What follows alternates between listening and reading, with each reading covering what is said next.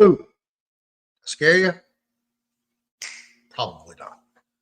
Well, welcome to Halloween evening. We have survived, I guess, Halloween day, especially if you're 5 hours ahead of us. You survived it. So obviously it's 10/31/2024, and my dog thinks I'm calling her to come over here and play, and I'm not. Every time I go on the air, you got to come over here. So welcome to the show. Sorry about that. I have Jeff Rahm backstage, all ready to go for you guys. I know y'all have been eagerly awaiting his appearance on the show again. So, what are you looking for? You looking for something? I hope you find it. So he's here. Don't really know what we're going to talk about, but let me address the elephant in the room. I did a contest earlier today for one of Ann's books, and they won. They knew that Larry Bubba hit the fair ball that I caught as a ball boy for the Houston Astros back in the 70s. I want to say 77. And so I'm awaiting them to give me some information so I can send them their book and have it go out tomorrow. However, all throughout this show tonight, I'm going to be doing different contests, different topics, different answers. And because I can't keep up with the comments here in StreamYard, we're going to go over here to my Telegram. And you guys are going to give me the answers over there. So on my other device, I have them available, but I'm going to do the question. I'm going to monitor it and put Jeff on. Jeff's going to do his thing about whatever topics he wants to talk about. So, listen, I'm very fortunate to be able to have an opportunity to do these kind of things for you guys. So I'm honored to give away as much as I can to, anybody, everybody.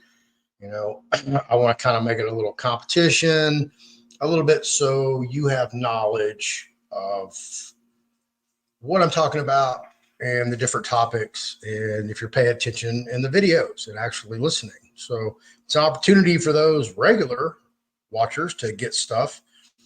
And if for some reason you win an item that you already have, I'll swap something out with you. Or if you want to give it away as a gift to somebody else, that's cool too. It's yours to do with what you choose. But I will work with anybody on this thing. So, like I said, very fortunate to do that. Got a lot of replies from the earlier show I did today. If you didn't get a chance to watch that, as you can tell, my voice is a little froggy from doing 3.5 hours, and then got on the phone with my best friend and probably talked for at least another hour and a half because I haven't talked to her in quite a while. Needed to get all caught up. So, yeah, that's what we're doing with that. No trick-or-treaters are knocking on my door. And that's probably not going to happen. Just not. Yeah, it's been a pretty fun day for me anyway. All right, so let me start off with you guys. Here's the question, and I'm looking over here at my Telegram. So if you're not part of my Telegram, go over there and sign up. The Fearless Floyd Show on Telegram. It's going to ask you to do a math problem. You're going to have to figure out what the math problem is. 7 plus 4 is 11. 11, you're going to go over to your threads over here where all your people are, or all your groups. And over there is going to be, I believe it's Shieldy. And you click on that and you put in the solution, and it's automatically going to add you to the group. It's a filter to keep out the bots. That's all that is. I have nothing to do with that. But it's just.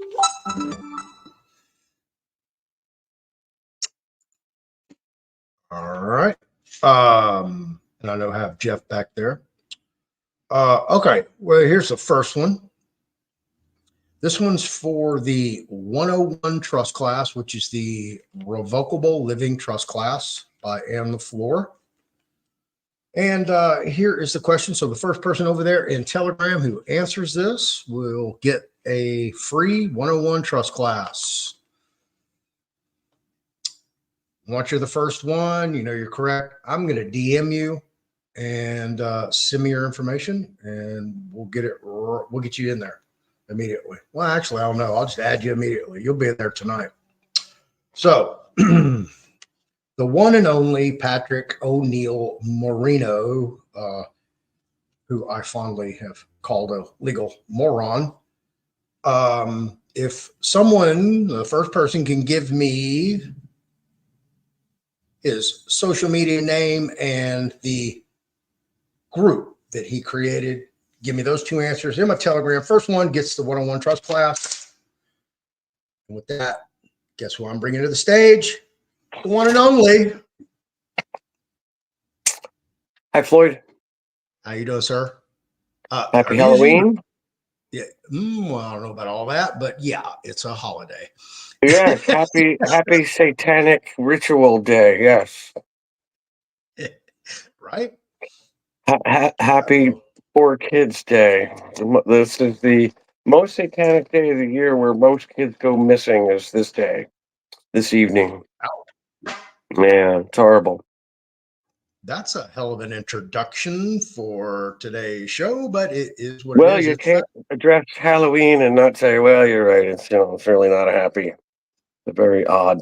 Did you want to start? Are we live? We are live. Yeah. Are you Oh, on how's your my phone? hair?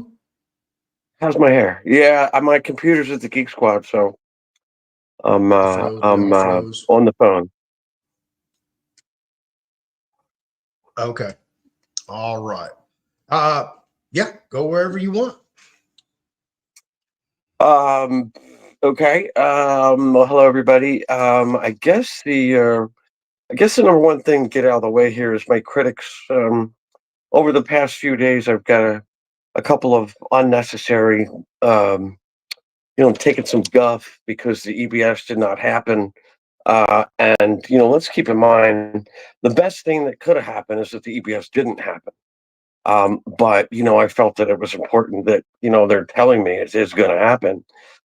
So a lot of people are saying, "Well, listen, you were wrong." No, it's not my opinion. It's what they are telling me. So my sources come from the authorities. The authorities in this case that said that last weekend was supposed to be the EBS lockdown, big time. And I did not say that we're seeing military in the street. I've said that I'm told that the National Guard, there's 1 million National Guard in plain clothes in hotels all over the country, and that they're moving around stealthily. But I didn't say that there's military in the street. Now I guess there will be during the emergency broadcast and the coming lockdown. So my answer to everybody is sorry it didn't happen. I'm glad it didn't happen. But it is coming, is my answer to you. The authorities were, in that case, the DOD, personal friend of mine who's a naval officer who was high ranking, friend of mine out at Reno, that it was all the rage. On Julian Assange page, and Julian's rarely wrong. Sometimes we're all wrong on timing, but Julian Assange said, Saturday was also the beginning of the lockdown.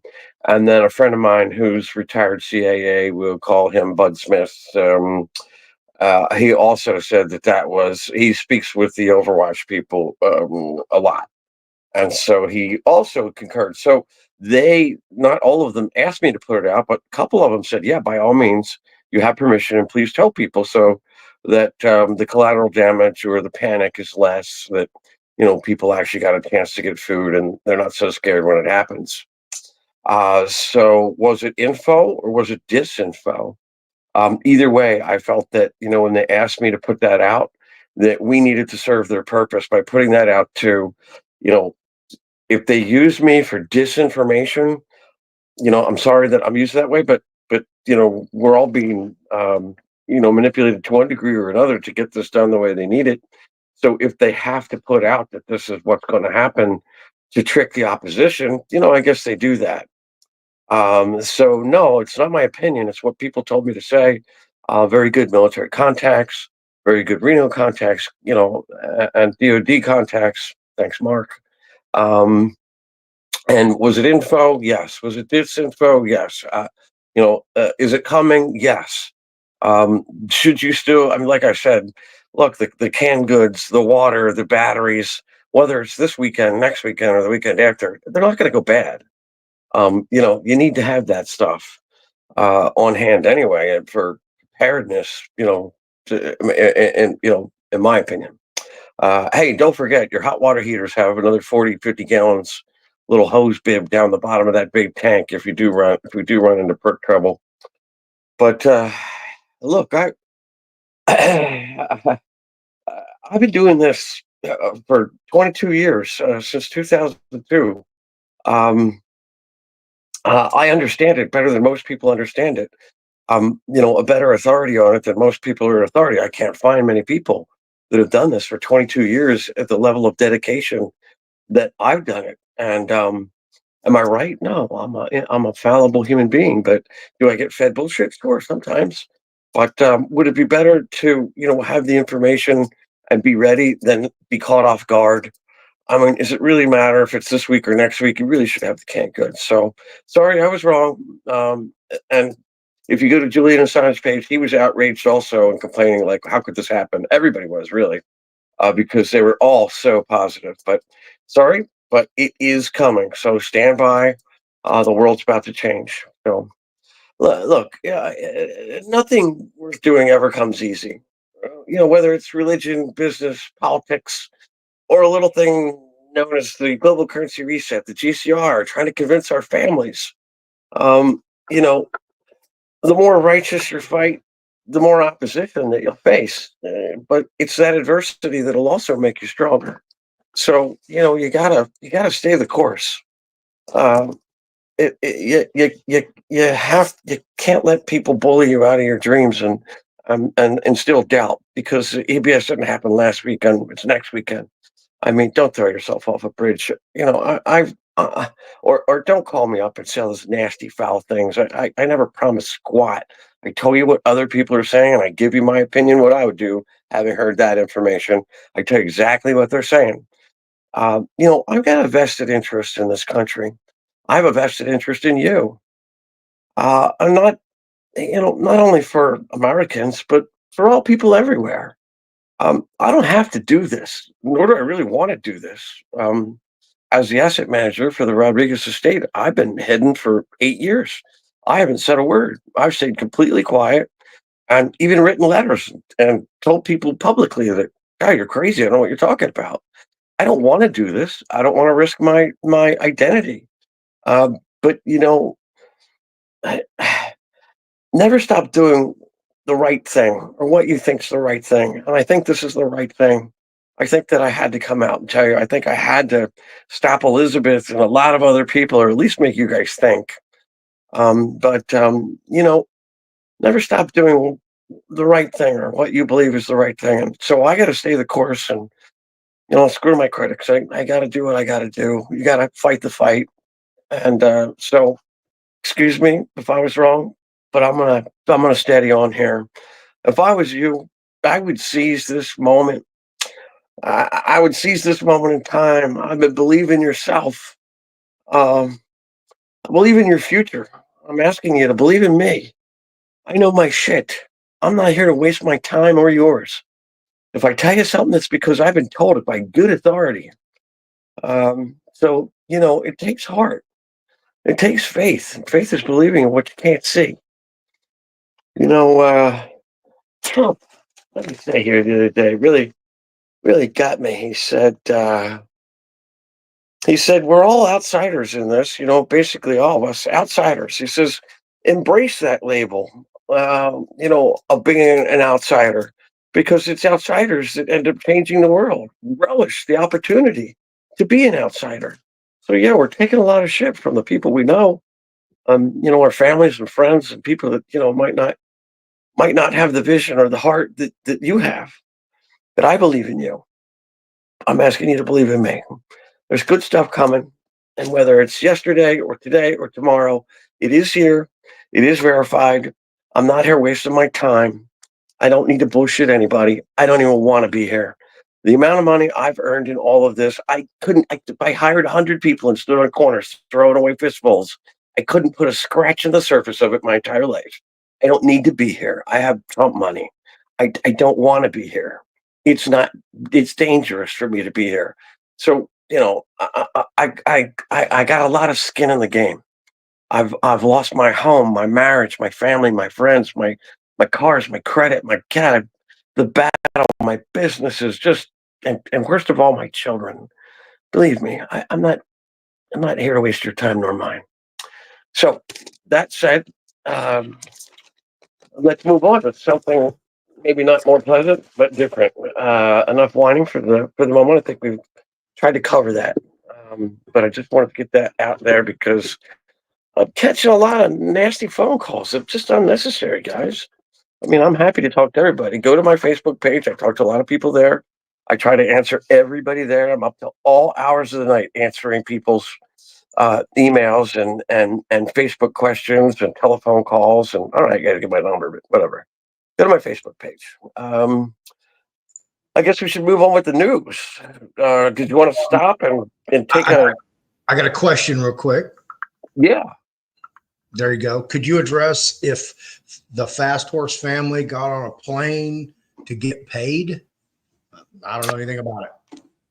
Yeah, they were headed for a reservation in Arizona, I think, but I don't know. I mean, I know that they were, headed that way. And were they going to get paid? Only when everybody else gets paid. Maybe they'd be getting paid first, but be relatively simultaneous with the release of the first basket. And again, the first basket of currencies is what I'm referring to, and that basket of currencies is the Zimbabwe as the leader, along with the Iraqi dinar as a leader, the Vietnamese dong, the Indonesian rupiah, and the renminbi, which is all the Chinese currency, also known as the yuan or yuan.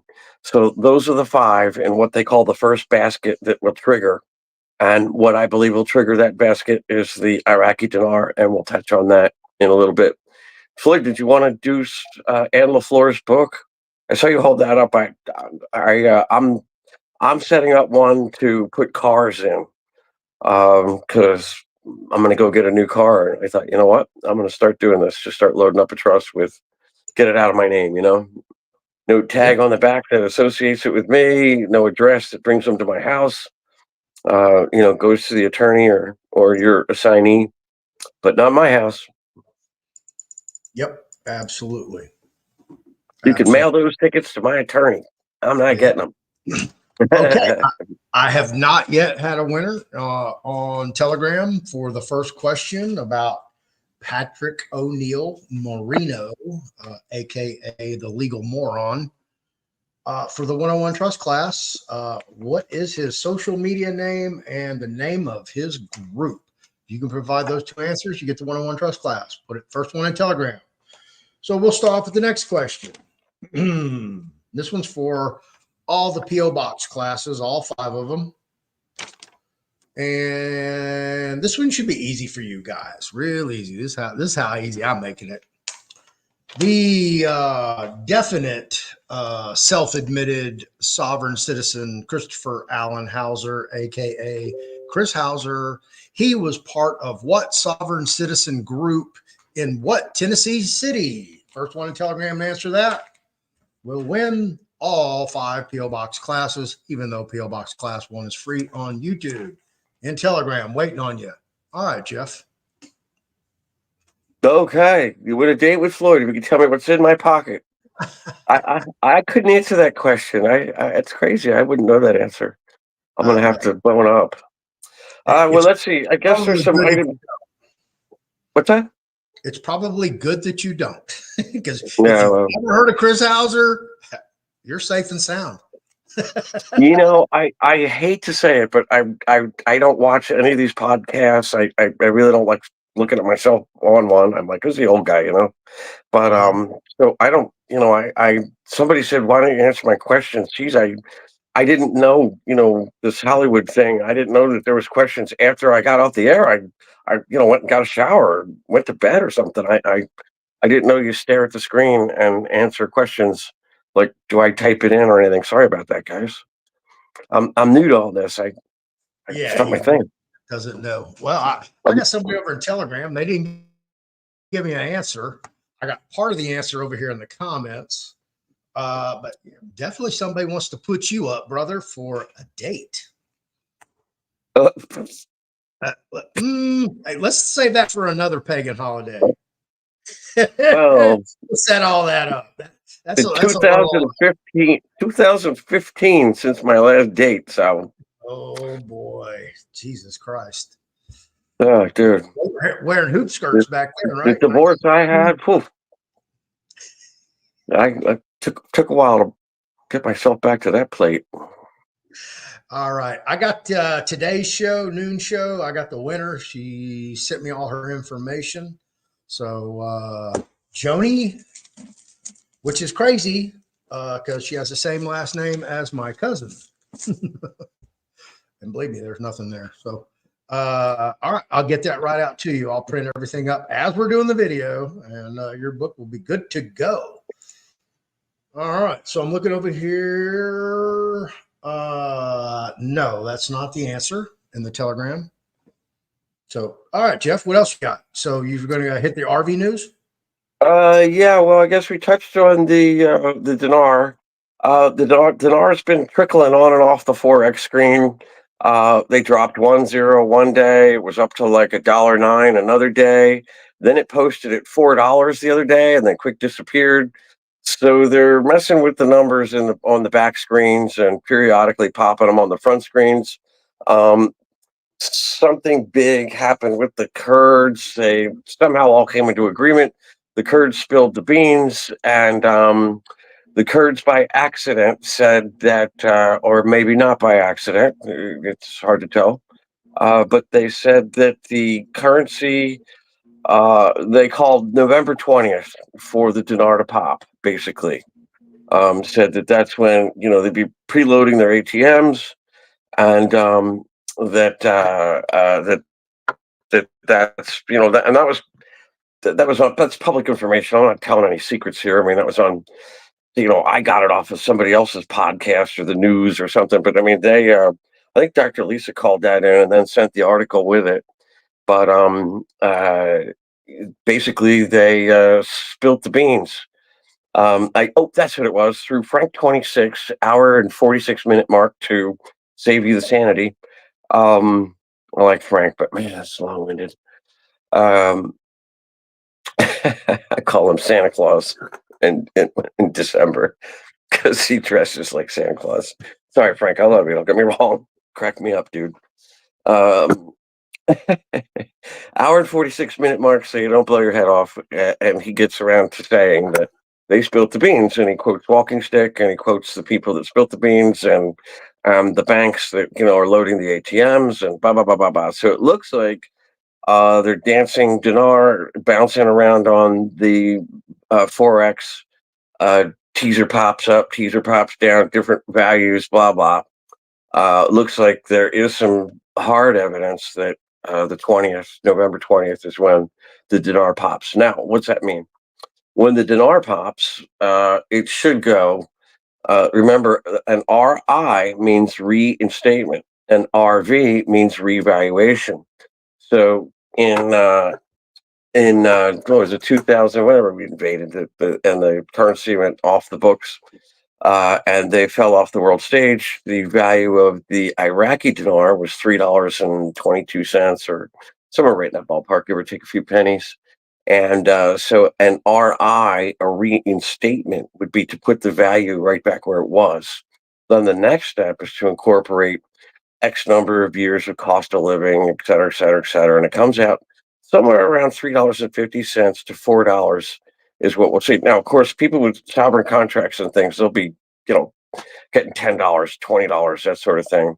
But to us little people, if you will, um, it's about $3.54 all in. And when you go to the bank to exchange, there'll be, and remember, use the words exchange. If you go in there and say, I'm here to cash out, you get a 49% tax called a windfall tax because you went in shouting, I won, I'm here to cash out, as if you just came from a casino. So they relate that act to that of a casino win, and they call it a windfall tax, 49%. So make sure you use the words, I'm here to exchange. You did not win. You are not here to cash out. You did not score. Leave all that verbiage out and go down and exchange. When you get to the exchange center, it's basically a Wells Fargo bank or Chase or a BOA, a Bank of America, BOA, that's been converted into offices. They're calling them wealth management centers now. Uh, Wells Fargo used to have Abbott Downing, which was their wealth management division, and Abbott Downing was dissolved, or really, it was rolled into their in-house home wealth management offices that we now call redemption centers. So when the 1-800 numbers come out, or you're directed by your guru, your leader, your I don't know who your group leader is, but the 800 numbers come out. Call the 800 number. They tell you, okay, what's your zip code? Then from your zip code, they tell you what is the closest exchange location for you, and they give you a phone number and say, call them. You call that exchange location, which they determine by looking at a map and say, all right, here's your zip code, here's the exchange. And so you call them, and I'm sure they'll say, what do you have? And all right, come in at this date at this time, and you'll come in and you'll exchange. When you get there, the exchange values, they used to say, and I used to tell it because that's what they said, that it would be an arm wrestling match, and you'd have to go in there with all your projects and be prepared to do battle. That they were going to try to lowball you, and you were going to have to hold ground and work their way up. And well, now they're saying the latest and greatest of rumors um, is that it'll all be a fixed rate. That there won't be an arm wrestling match, and that makes more sense to me. So if there are taxes taken out, it'll be taken out there. The argument's going on for, gosh, 12, 15 years I can think of, that they're going to take taxes out at all, or they're going to take it out before you ever see it, or they'll take it out when you get to the bank, or there is none. I don't know what the truth is, and I don't really care. More money than any of us ever had. So if there's taxes, pay your damn taxes. Don't defer. Don't get tricky, because what they have is called a clawback clause, which is common in a lot of contracts. That if you screw up, they can go back in and take your money out. Just like if you break your NDA and go run around telling everybody what a genius you are and how you fleece the system for all this money, they're going to claw back and take it away.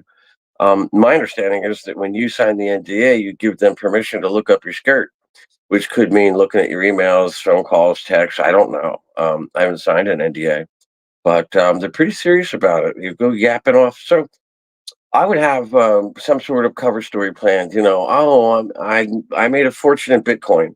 My grandparents died, and I had no idea they were billionaires. I don't know. You come up with your own story. I don't know. I have my story.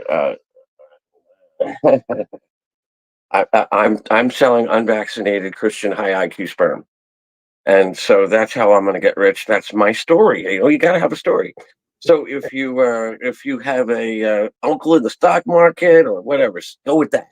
Your father's in real estate. Just say you're a real estate genius. Whatever it is. But you got to have a story.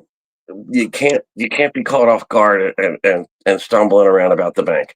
So that's the news on the dinar only. That's not the world news. That's not other news. That's not some verification I got on Elizabeth. That's not Iraq. It's a little bit Iraq. EBS, the elites, James Webb, CERN. Some more of that coming up. Did you want to interject here? My phone's so small I can't tell if we have questions. Or just say, Yeah, I'm so blind. That's yeah, I've got them starred. I'll read them to you. No big deal. I know your eyesight taxed.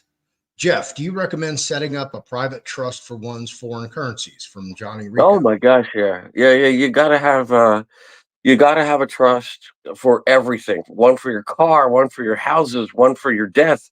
Now, the game that the elites play, it's called a waterfall trust.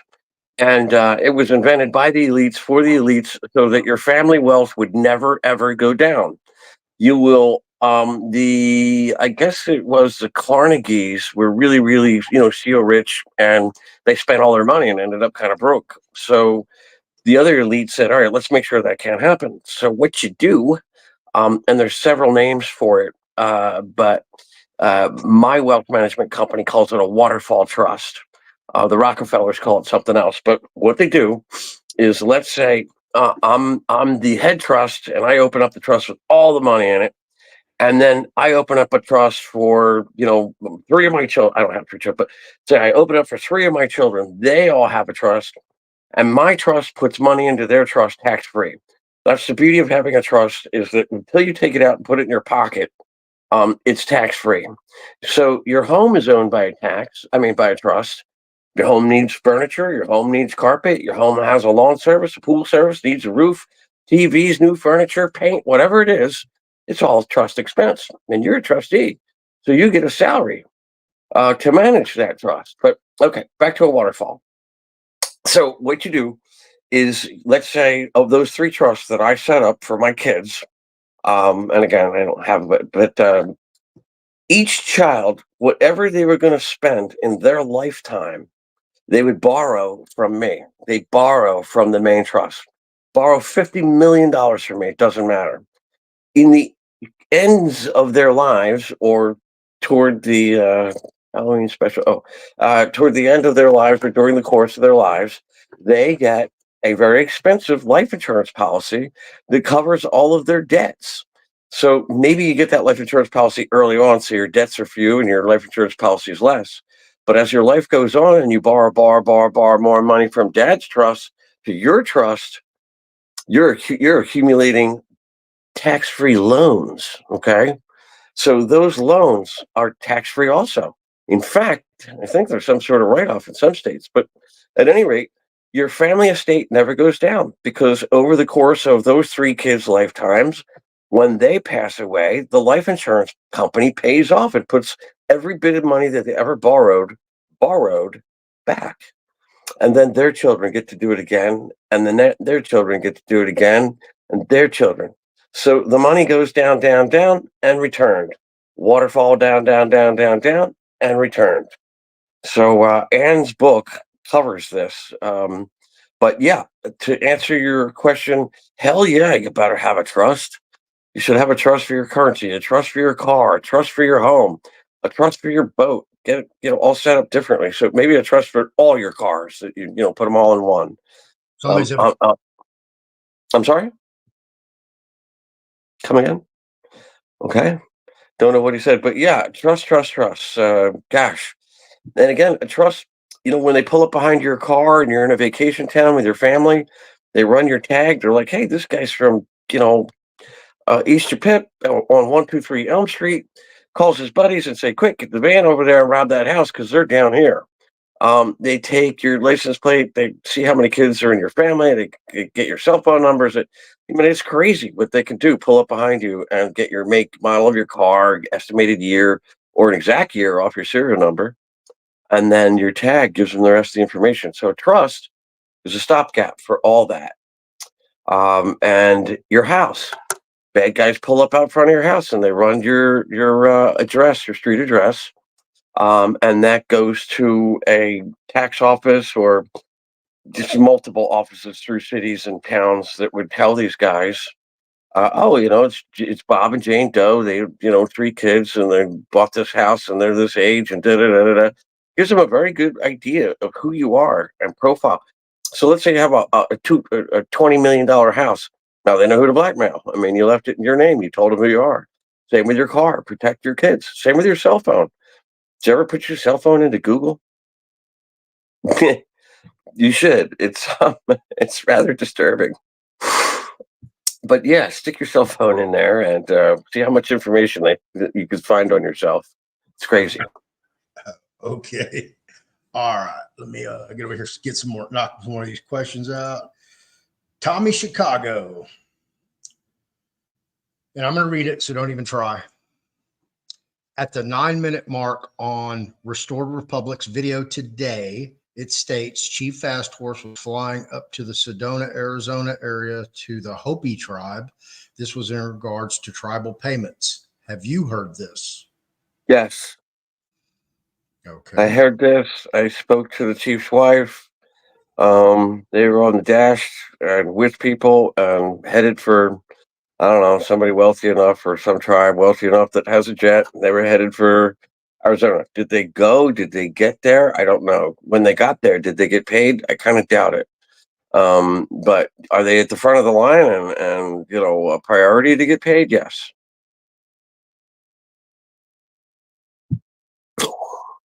9-minute mark. Oh, that's that one.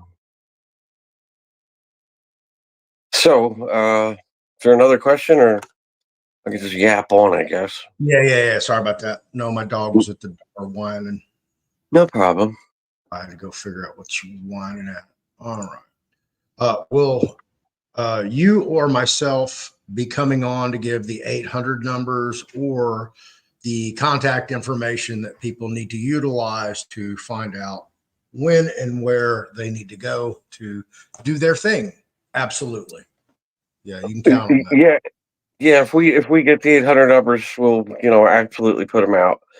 There's a lot of word of mouth. A lot of the bloggers will go wild, making sure that all that information gets out to everybody. Absolutely. And plus, you probably get emails. I mean, they know from the currency dealers. They know who we all are.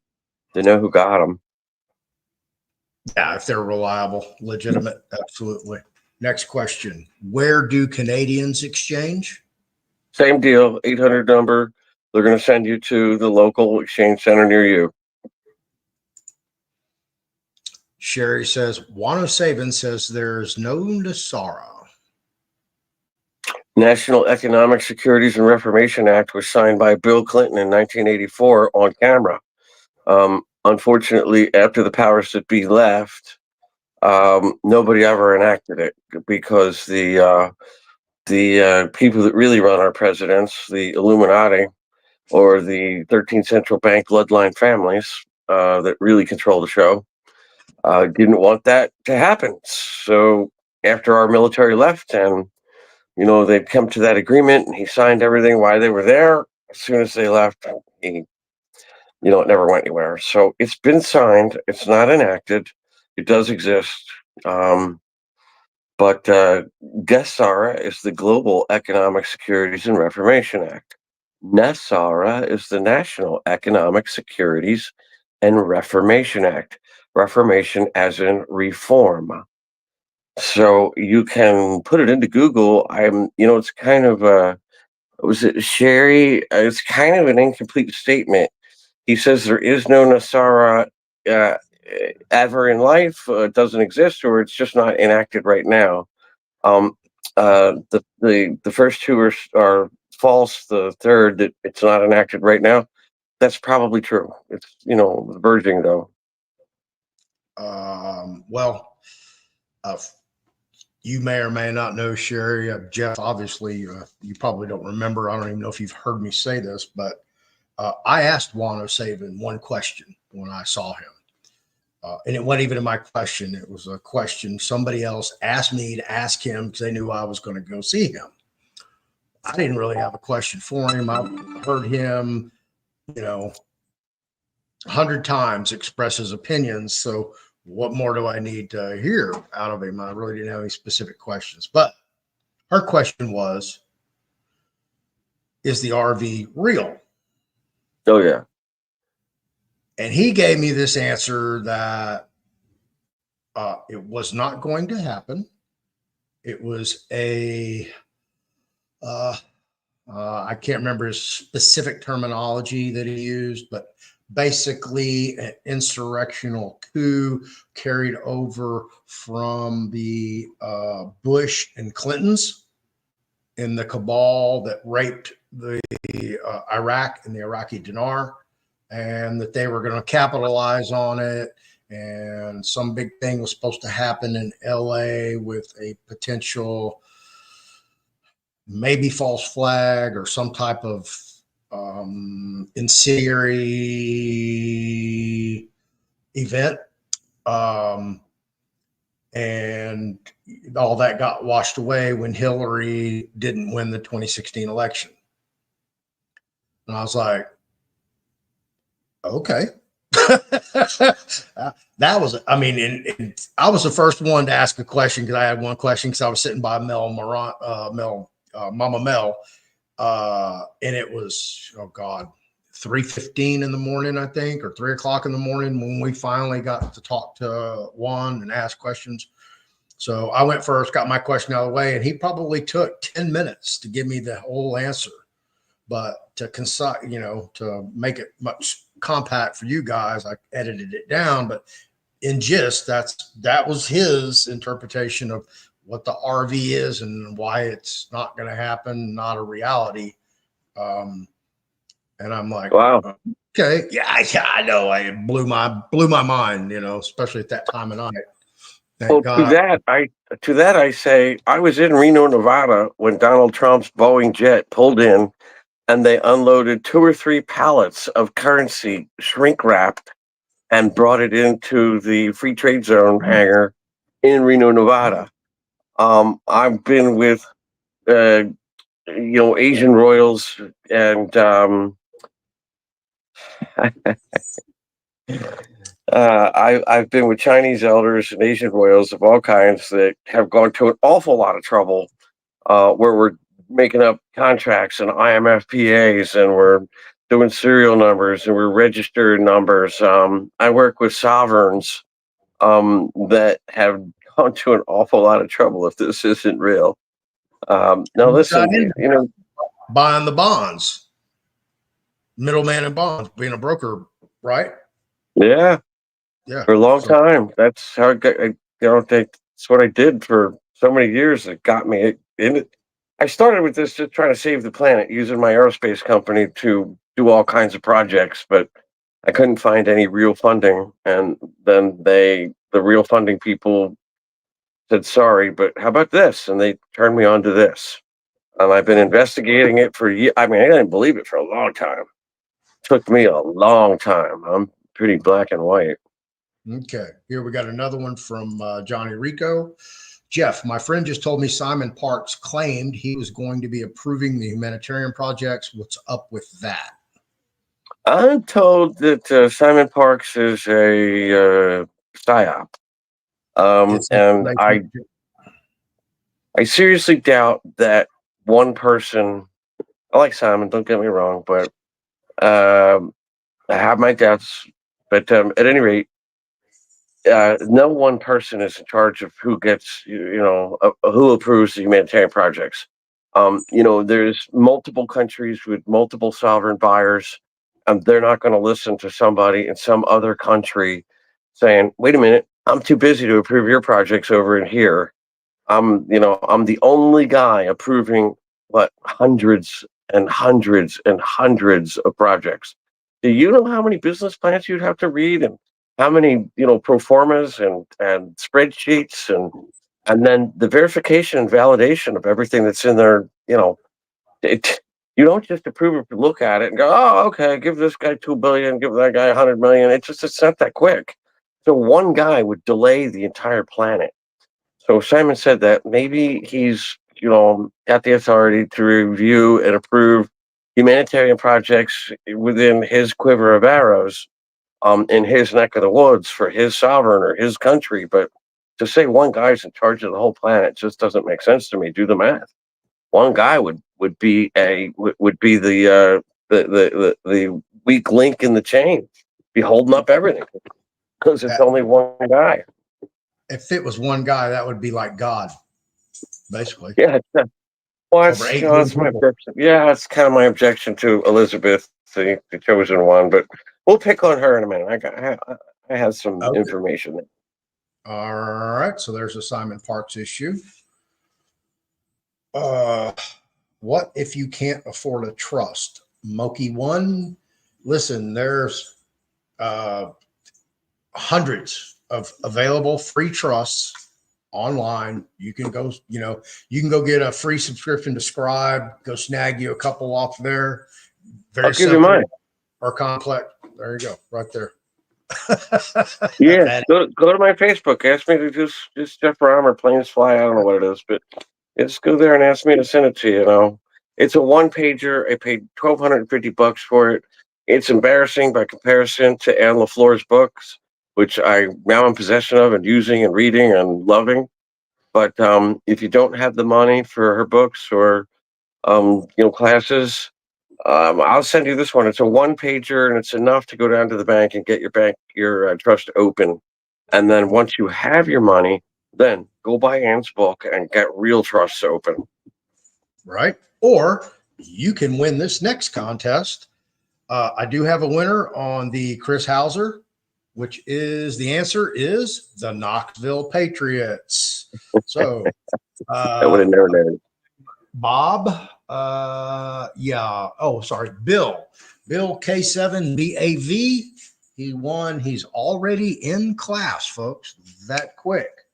My earlier today winner of Anne LeFlore's book, it is packaged, sealed, ready to go out the door. So it's that quick on tonight's show. So I still don't have a winner for the first question, Patrick Marino. What is his social media name and his group that he created that he uses to scam people? And as you see, there's a pattern here because I'm talking about scammers. Why? Because I want you to know who these people are. Because you should avoid these people at all costs, and you should warn others as well. So my next big target, Anna Von Wrights. All right. For not the physical copy, but an ebook, a PDF of this book right here. I'll immediately send it to you over here on Telegram if you're the winner. Here's the question. Anna Von Wrights is the registered agent of what organization? There you go. Next question over here in the queue. What are we on? Are we on the Starlink phone system? Oh, are we back to me? Yeah. Well, do you know the answer to this? Let me get my clothes back on. Oh, I didn't realize. The Starlink, the Starlink satellite systems. Right now, not yet. They're about when they do the EBS, they'll do the changeover. They shut everything down, and when they turn it all back on, it'll be back on to the Starlink satellite system, which is 1,700 satellites ringing the Earth, all put up by SpaceX or Elon Musk. Okay. That brings up a good segue. If Jeff Bezos is flying rockets up in the air and Elon Musk is the only person to be able to reach the alleged space station, space lab up there, only person to transport people back and forth, what the fuck do we need NASA for? Oh, he's going to go in there with an axe and start butchering the federal government. What do you think is going to be the first on the chopping block? Hopefully NASA. NASA, doesn't that stand for not a space agency? I believe so. Yeah. Well, it's what like $50 billion a week or something to keep it up and running, and it's only taken like maybe $100 million a week, and they're pocketing the rest for how many years? I mean, that's where the cabal and the Illuminati keep getting their money. Is we're too stupid to believe like, all right, let's do the math. NASA has 1,000 employees. If each one got $100,000 a year, it don't add up to $50 billion a week. If you do the rent on all their real estate, and you do all the you shoot the moon, it don't add up to $50 billion. I mean, I've been an operations manager and a production manager, and I'm here to tell you, nah. Yeah, and the property where the Johnson Space Center is in Webster, Texas, that is primo property that they're on. I've been to the facility. I actually worked in the in the building where they allegedly train the astronauts for their missions. Yeah. I was a production manager at Augusta Aerospace and then did a lot of consulting work on production lines. And I'm here to tell you, I'd never seen anything add up to $50 billion a week. I don't care how many facilities they had. It's absurd. But somehow the American people bought it. Well, they all, you were there in July of 1969, just as well as I was, sitting in front of your maybe color TV, probably a big black and white, with the rest of your family enthralled with Neil Armstrong. One giant leap for man, whatever the hell he said. Yeah, we were just all tripped out. Oh my God, look. Also Pretty proud cool. with the nationalism, USA. Oh yeah, we beat Russia. Yeah, right. Pledge allegiance. Yeah. It's amazing. Just amazing the amount of conditioning we've had over the years. Yeah. The MK Ultra programs, all the way through. Man, they're chemtrailing the hell out of us. Have you seen that? Whew. Oh yeah. I'm in the Philadelphia suburbs. I've never seen it so heavy. Yep. Y'all aren't even close over in Telegram. I mean, y'all are like way far away. No, banks don't take out taxes. Yeah. The question is since when does a bank take out taxes? Joe, the bank doesn't take out taxes. It's an exchange center. Banks wouldn't do it. This isn't a bank. This is an exchange center, and they're set up to deal with this. And maybe before the sovereigns release your money to the bank, they take or to the exchange center, they take the taxes out of it if there's taxes. But maybe they do it there at the exchange center. It's not a bank. Banks don't take taxes. You're right. All right. Can you put a harem in your trust? A harem, like a gaggle of wives and girlfriends, like that. I don't know. My name's I don't know, Tim. I'm ugly and old. I don't know anything about harems and dating all that number of women. That's great. Tim, Tim in the United States. I think you got to go to the Middle East and make that legal. I'm not sure you can. Right. I'm trying to catch up to the questions here. Let me ask this one. Can you use a P.O. box for your trust? Absolutely, you can. That's what you want to do. Preferably, if you utilize the P.O. box class process, that's Jesse's. You want to get one not like at a UPS store or mailbox, etc., or anything like that. You want to get one at the post office, okay, under the USPS, because that you're in a whole different realm. And I encourage everybody, if you don't believe me, how important the U.S. Postal Service is, you are killing me, dog. What do you need? I got to take her outside here for a second. Just look at any one of their delivery vehicles, and this is what you're not going to find: a license plate, inspection sticker, or registration sticker. Why? You tell me. How important is that? Okay, not judges, not cops, not federal judges. They all got to have license plates.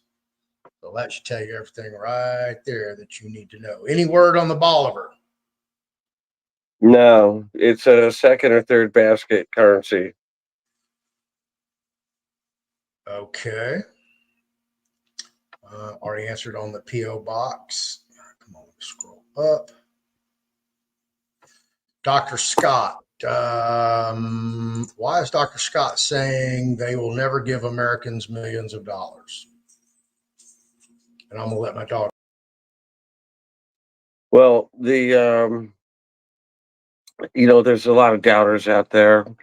It's yeah. Don't let the critics get in the way of your dreams. But what they're trying to do is at the grassroots level, they're allowing us to do this for the first time in history. There's, at a grassroots level, I mean, Governments have done this in the past, but the thinking here was that there's only 5 million people involved in the global currency reset. And the thinking was that if we make 80% of their winnings go into humanitarian projects, then they would reach a whole new level of grassroots people and a whole new level of projects, technologies, ideas, efforts. So you basically hired a little army. The way they did it was by letting that army have 20% of whatever they could, you know, uh, that is somebody from Michigan. Um, but no, they did this for the first time in history, where they allowed the little people to get involved, so that we would inject cash at the grassroots level, and that we ourselves would not only do the projects, but since you get to keep 80% or 20% of the money, 80% you have to put into humanitarian projects, whether they offer you categories you could just fund, or whether you have your own company you want to run, like my company, one of them's all glass. So everything's going back to glass, all bottles, everything.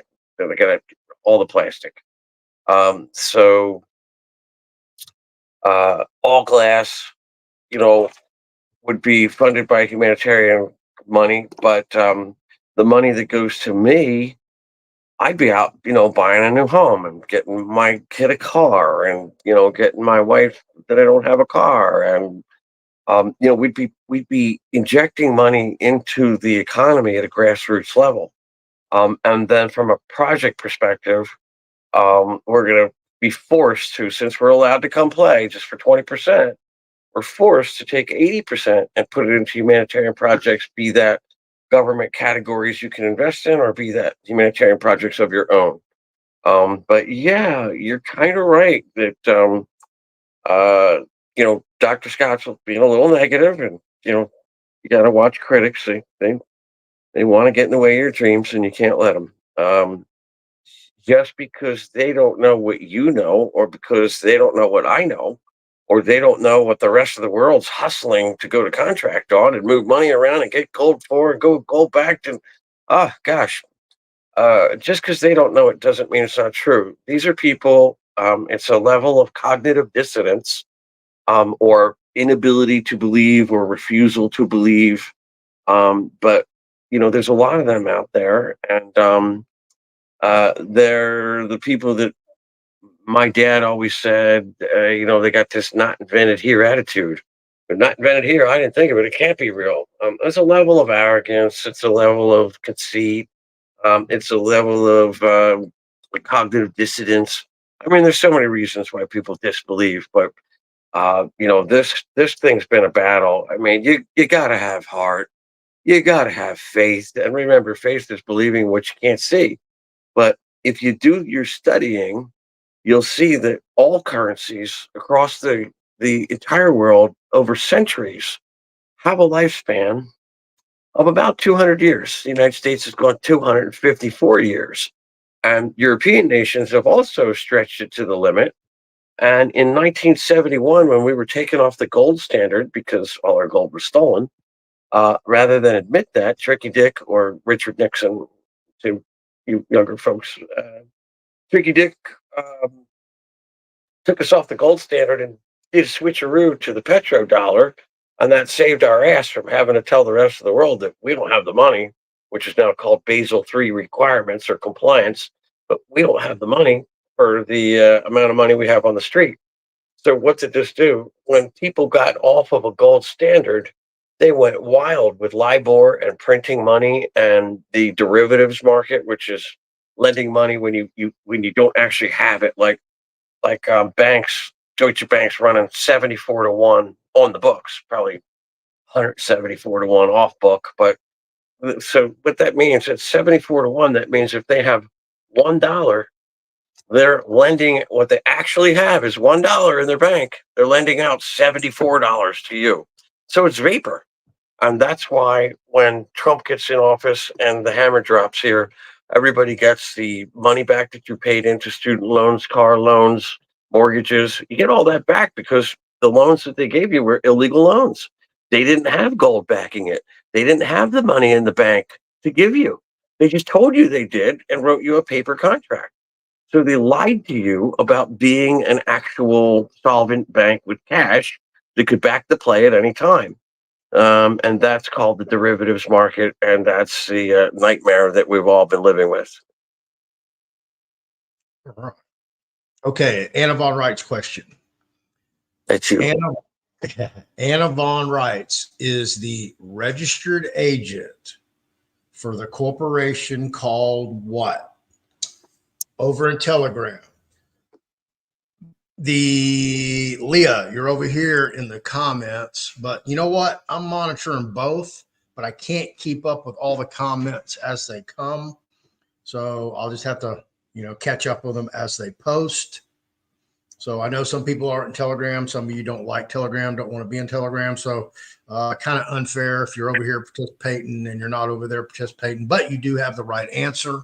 So I'll allow it over here and I'll get to it. So that's the question. Leah, you're half correct on the Patrick Moreno answer. I just need the other half and you will be a winner. We have a winner for the Chris Hauser. Anna Von Wrights got that question. Who is she the registered agent for? And next, okay, I want you to pay attention to the question and listen to the words specifically. Words have meaning. I'm saying this as I say it for a reason. David Lester Straight. In this, you're going to win the Irrevocable Living Trust class. That would be the 401 trust class. So if you're anxious for an irrevocable trust, here's your chance to win one for free. You'll be in there tonight. That is a very complex class and put a ton of information in there. So it's not for the faint-hearted. I've already warned you. All right. So if you don't know anything about trusts, that probably for me would not be the first trust I would want to jump into. You can. I'm just saying it's a lot to digest at the beginning to even kind of understand everything that's going on. It's probably twice the information in the Revocable Living Trust class. So the question is, David Lester Straight, a great scammer who's disappeared for some reason. Somebody told me he was in custody. I can't find him on Pacer, so I don't think he's in federal custody. But he may be in local custody. So here's the question. Who has lawful custody of, she wants to call herself Bonnie Straight. So we're going to call her Bonnie Straight, but she is booked, charged, and incarcerated as Bonnie Allen Thomas. So who has custody of Bonnie currently? And I need the correct answer, the lawful custody. And there's a difference. So winner of that one gets the 401 trust class, and still waiting on the Patrick Moreno answer and the Anna Von Wright's answer. And I haven't seen it yet. All right, Jeff, you want to get to a question? Oh.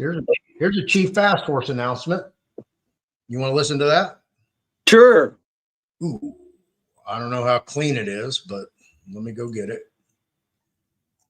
Lisa just posted it in the Telegram. Let me get it downloaded. Lisa's on the ball, man.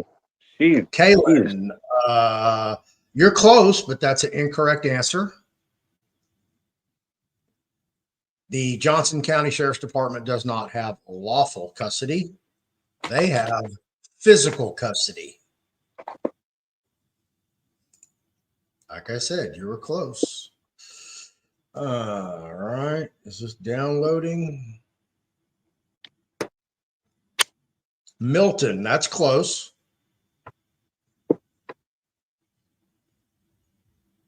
Remember how the whole system works.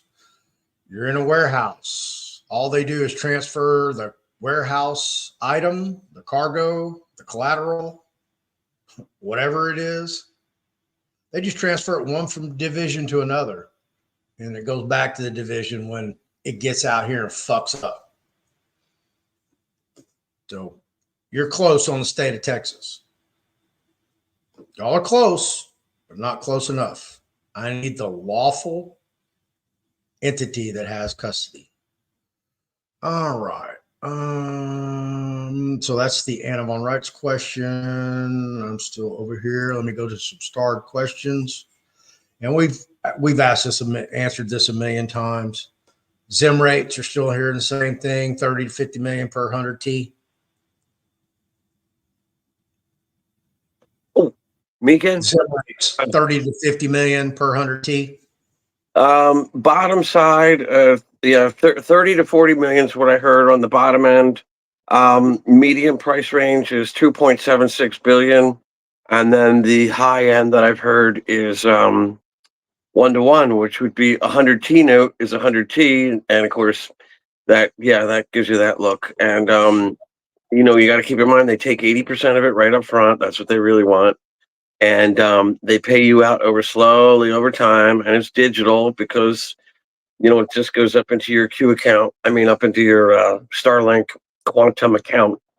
So people are like, wow. But then they limit you to, if you have Zimbabwe, 100 T note, you only can be allowed to cash in 2 100 T notes. And then it doesn't matter if you have a train car load full of them. They're going to give you just scrap on the balance. But your first 2 notes might go as high as 1-to-1. Might, please don't call me with all this hate crap. You might go 1-to-1. I don't know. So bottom end 30 to 40 million bucks. Top end 1-to-1. Medium guess 2.76 B.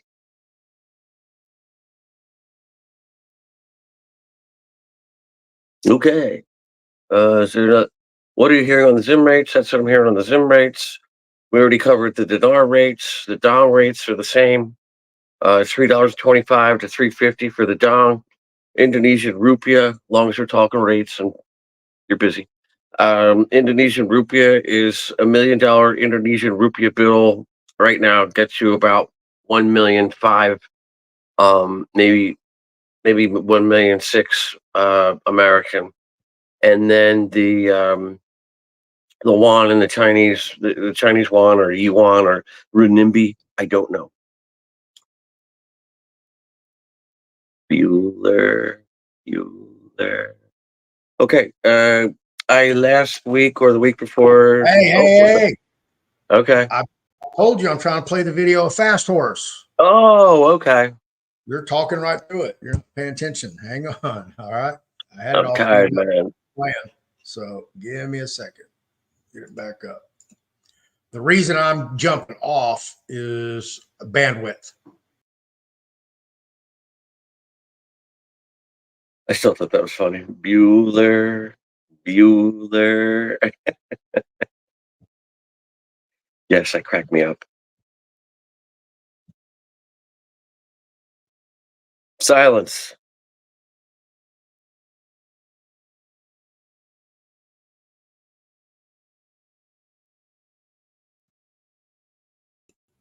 You That's can't my hear hand. it? Hang on. Yeah. All right. Let me try again. Looked like he was someplace fancy. He's at the casino. He's going to tell you.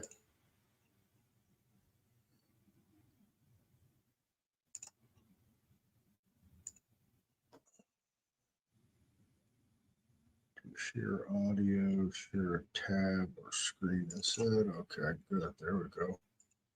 Good evening and happy Halloween here from Twin Arrows, home of the Navajo Nation Casino Resort Hotel. This is Chief Fastros with the Republic of Lakota Nation, and there's been a number of people that needed for me to come out with a small note about how we were able to recapture our Turtle Island, Makahia. What we call Lakota word for the rock. And so basically we discussed this at the District of Columbia Bankruptcy Court, and we came to the resolution and the resolve that the United States belongs to the indigenous, because of the flag we took at Little Bighorn, and it went back retroactively to the Iroquois Confederacy of 1613. And so therefore, we are the controlling treaty and the land owners under the rule of soil. So because of this, it allows us to have a lawful government that wasn't in place before. So the United States, because of the 13 colonies, created a government which was supported by the members of the Iroquois Confederacy and the Cherokee Confederacy, Sequoia, who helped William Penn and Benjamin Franklin and John Adams and some of their founding fathers. And so what happened between 1774, the Continental Congress, and the 2024 last decision by Judge Lambert from the District of Columbia Bankruptcy Court, it was determined that the United States of America, before it was surrendered to the England Corporation in 1871 through the Organic Act, was null and void. So retroactively, we went back because we had the United States basically reinstated under the Republic of the Lakota Nation. Retroactively, it was authenticated and blessed by one Lorianne Hubbard, known as Hera, who is a direct descendant of the Father and of the Son and the Holy Ghost and Jesus and Mary. So she was able to regain back the church from Satan and make it back as a matriarch. So this allows us to be a fully functional, legal government. And on behalf of the indigenous peoples from Arapaho and Zuni, we're proud to serve you.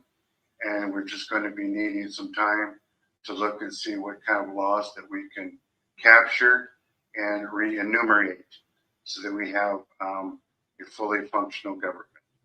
And thank you so much and have a wonderful, blessed day and a happy Halloween. Well, there you go. They're getting there. Bumping along. Hopefully. Well, I guess All half right. the battle is getting our government to recognize their government and our government to recognize that their government was here first. Their constitution was here first. I'll say. And I sent Hara an email because I looked yesterday, I believe it was, maybe even the night before that. I was like, I wonder what it takes to become an attorney for the Muskogee Creek tribe. So I wanted to check that out. So I went and found out what the qualifications and requirements are.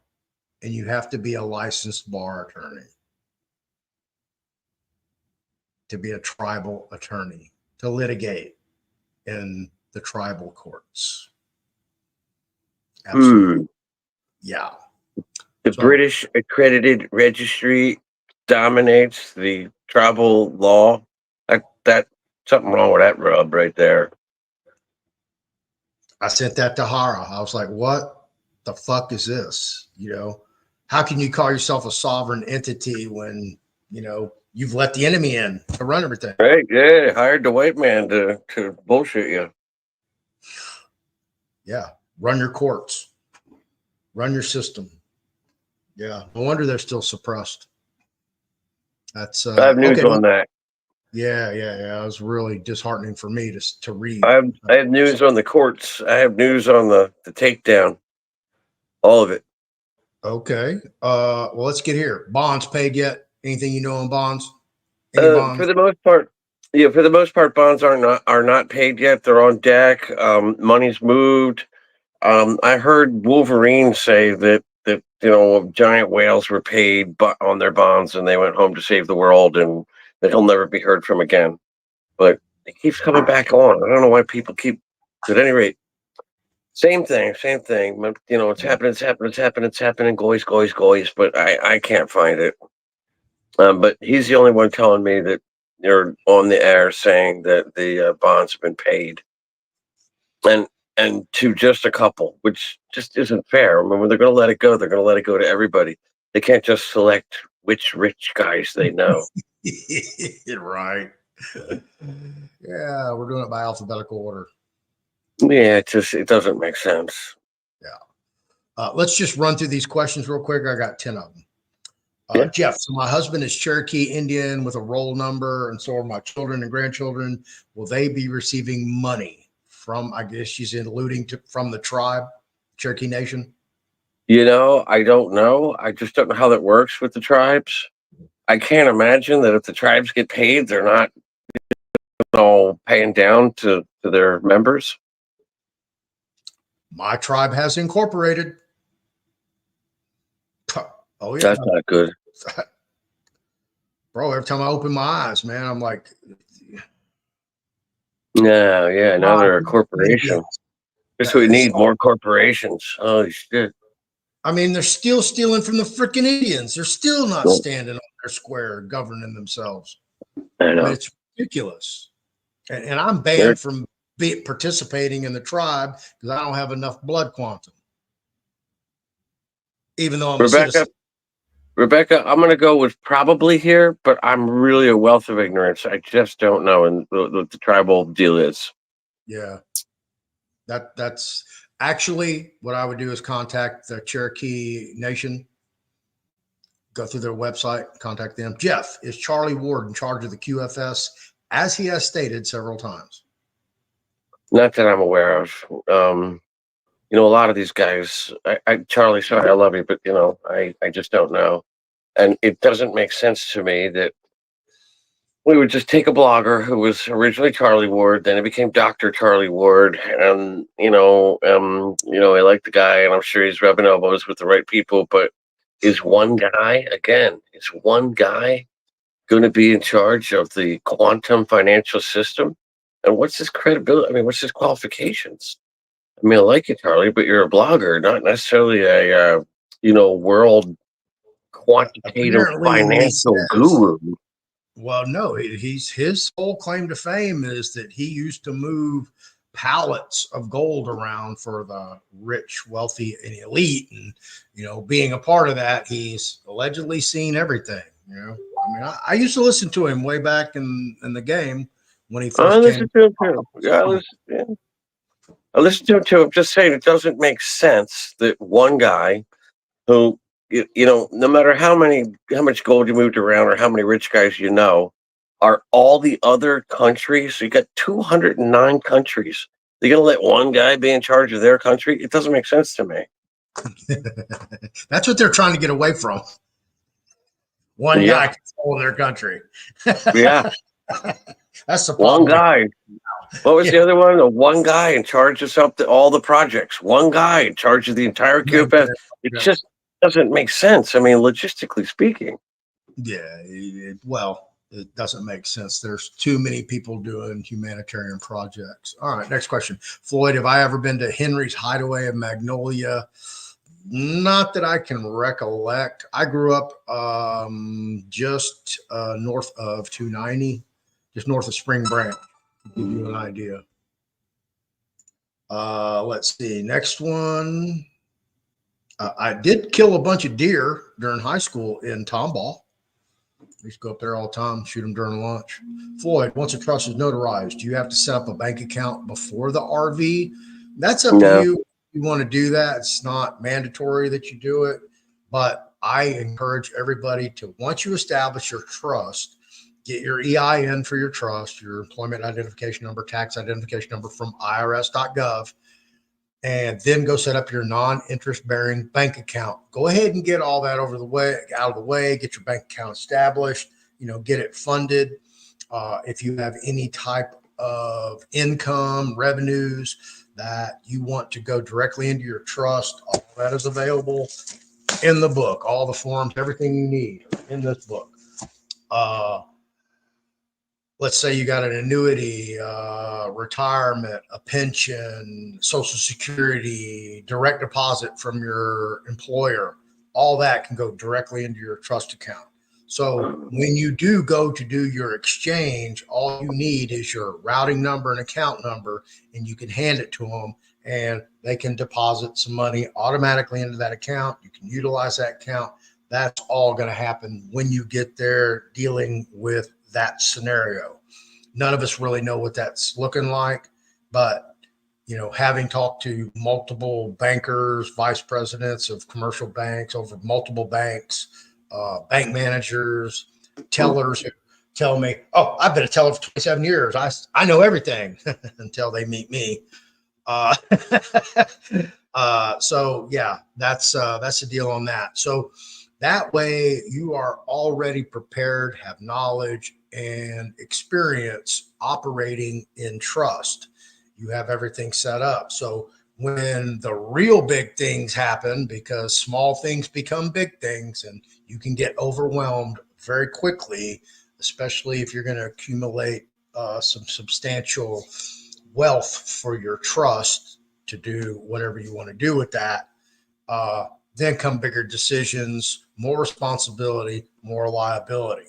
So you want to get ahead of the game as much as possible before you're hit with this life-changing situation, because your whole life is going to change like that. Soon as they boom and you see that money in your account, or they hand you a letter of credit that's authorized by a bank, got a medallion stamp on it, showing that you have this letter of credit for $10 million. You can take any financial institution in the world; they're going to honor that. Your whole demeanor, your aura, everything about you is just going to change. All the stress you ever have for everything that costs money for you to survive, all that's going to go away like that. All that stress, everything, and then you're going to be in shock and disbelief Instantly. I mean, like that. And some people can't handle that shock. So that's why I'm trying to tell you, kind of get yourself prepared, because, if you're trying to take that one giant leap for mankind, might jump off a cliff. so yeah, prepare. All right. Sorry, I didn't mean to give that lengthy of an answer, but I thought that was an important answer for a good question. All right. Do you know anything about Chinese red dragon notes? Yeah. They're a that's a single note out of a box of bonds, and a yellow dragon is worth a fortune. I don't know what a red dragon's worth, but it's not a note; it's a bond, and it's worth a fortune. I Right. don't know how much, and I have some ideas, but I've been yelled at for saying. Yeah, I get it. Yeah, please don't get yelled at. We would like to have you back. If not this week, definitely to next week. All right. Leah, here's your answer. You're half right with that. I'll just throw it up there. I need his name now, his social media name. I'm trying to pound this in you because I want you guys to be aware who these idiots are that are trying to grift your time, money, and energy. All right. Do I take Venmo? I do. All you have to do is go to my website, FearlessFloydShow.com. Go to the donations and payments page. It lists everything that I accept, which is almost everything under the sun. I just don't have a crypto link up there, and I should have that established. All right. So I take Venmo. What's that for the book, for Ann's trust book? I don't take crypto yet. I mean, I could. I haven't messed with my wallet and crypto. When it crashed, the year after it crashed in March 2021, I was like, okay, long-term investment. Don't ride that roller coaster. So yeah, it's just sitting back. Banknote World isn't included. They're legit, right? Yeah, Banknote World's a legit licensed currency dealer by the U.S. Treasury. All right. When Nesara happens, will all internet, cable, and energy bills go away? Good question.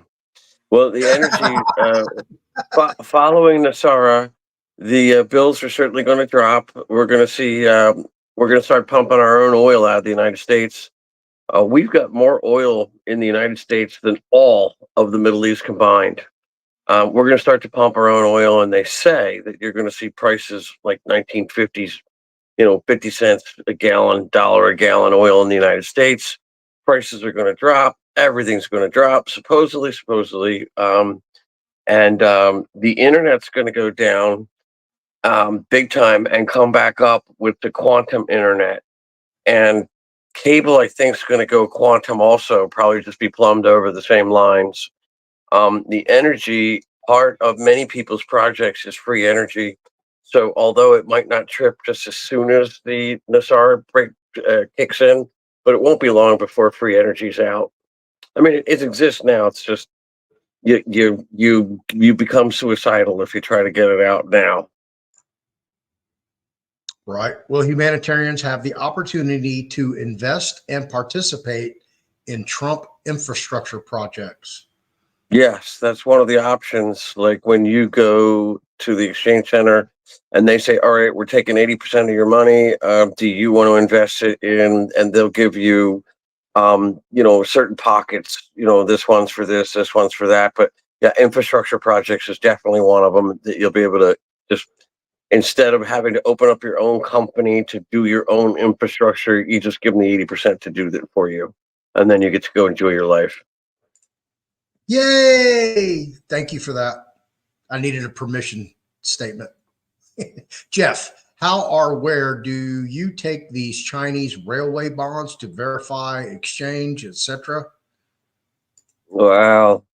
If you have Chinese railway bonds, you're doing very well. It was originally called a Ting Sing Lu railway bond, and then it got moved over to what's now called a Super Pacelli, and they're very, very valuable. So you can't just you can't take it to a bank. You got to go to a sovereign or a broker. There's only one or two brokers left still doing intake.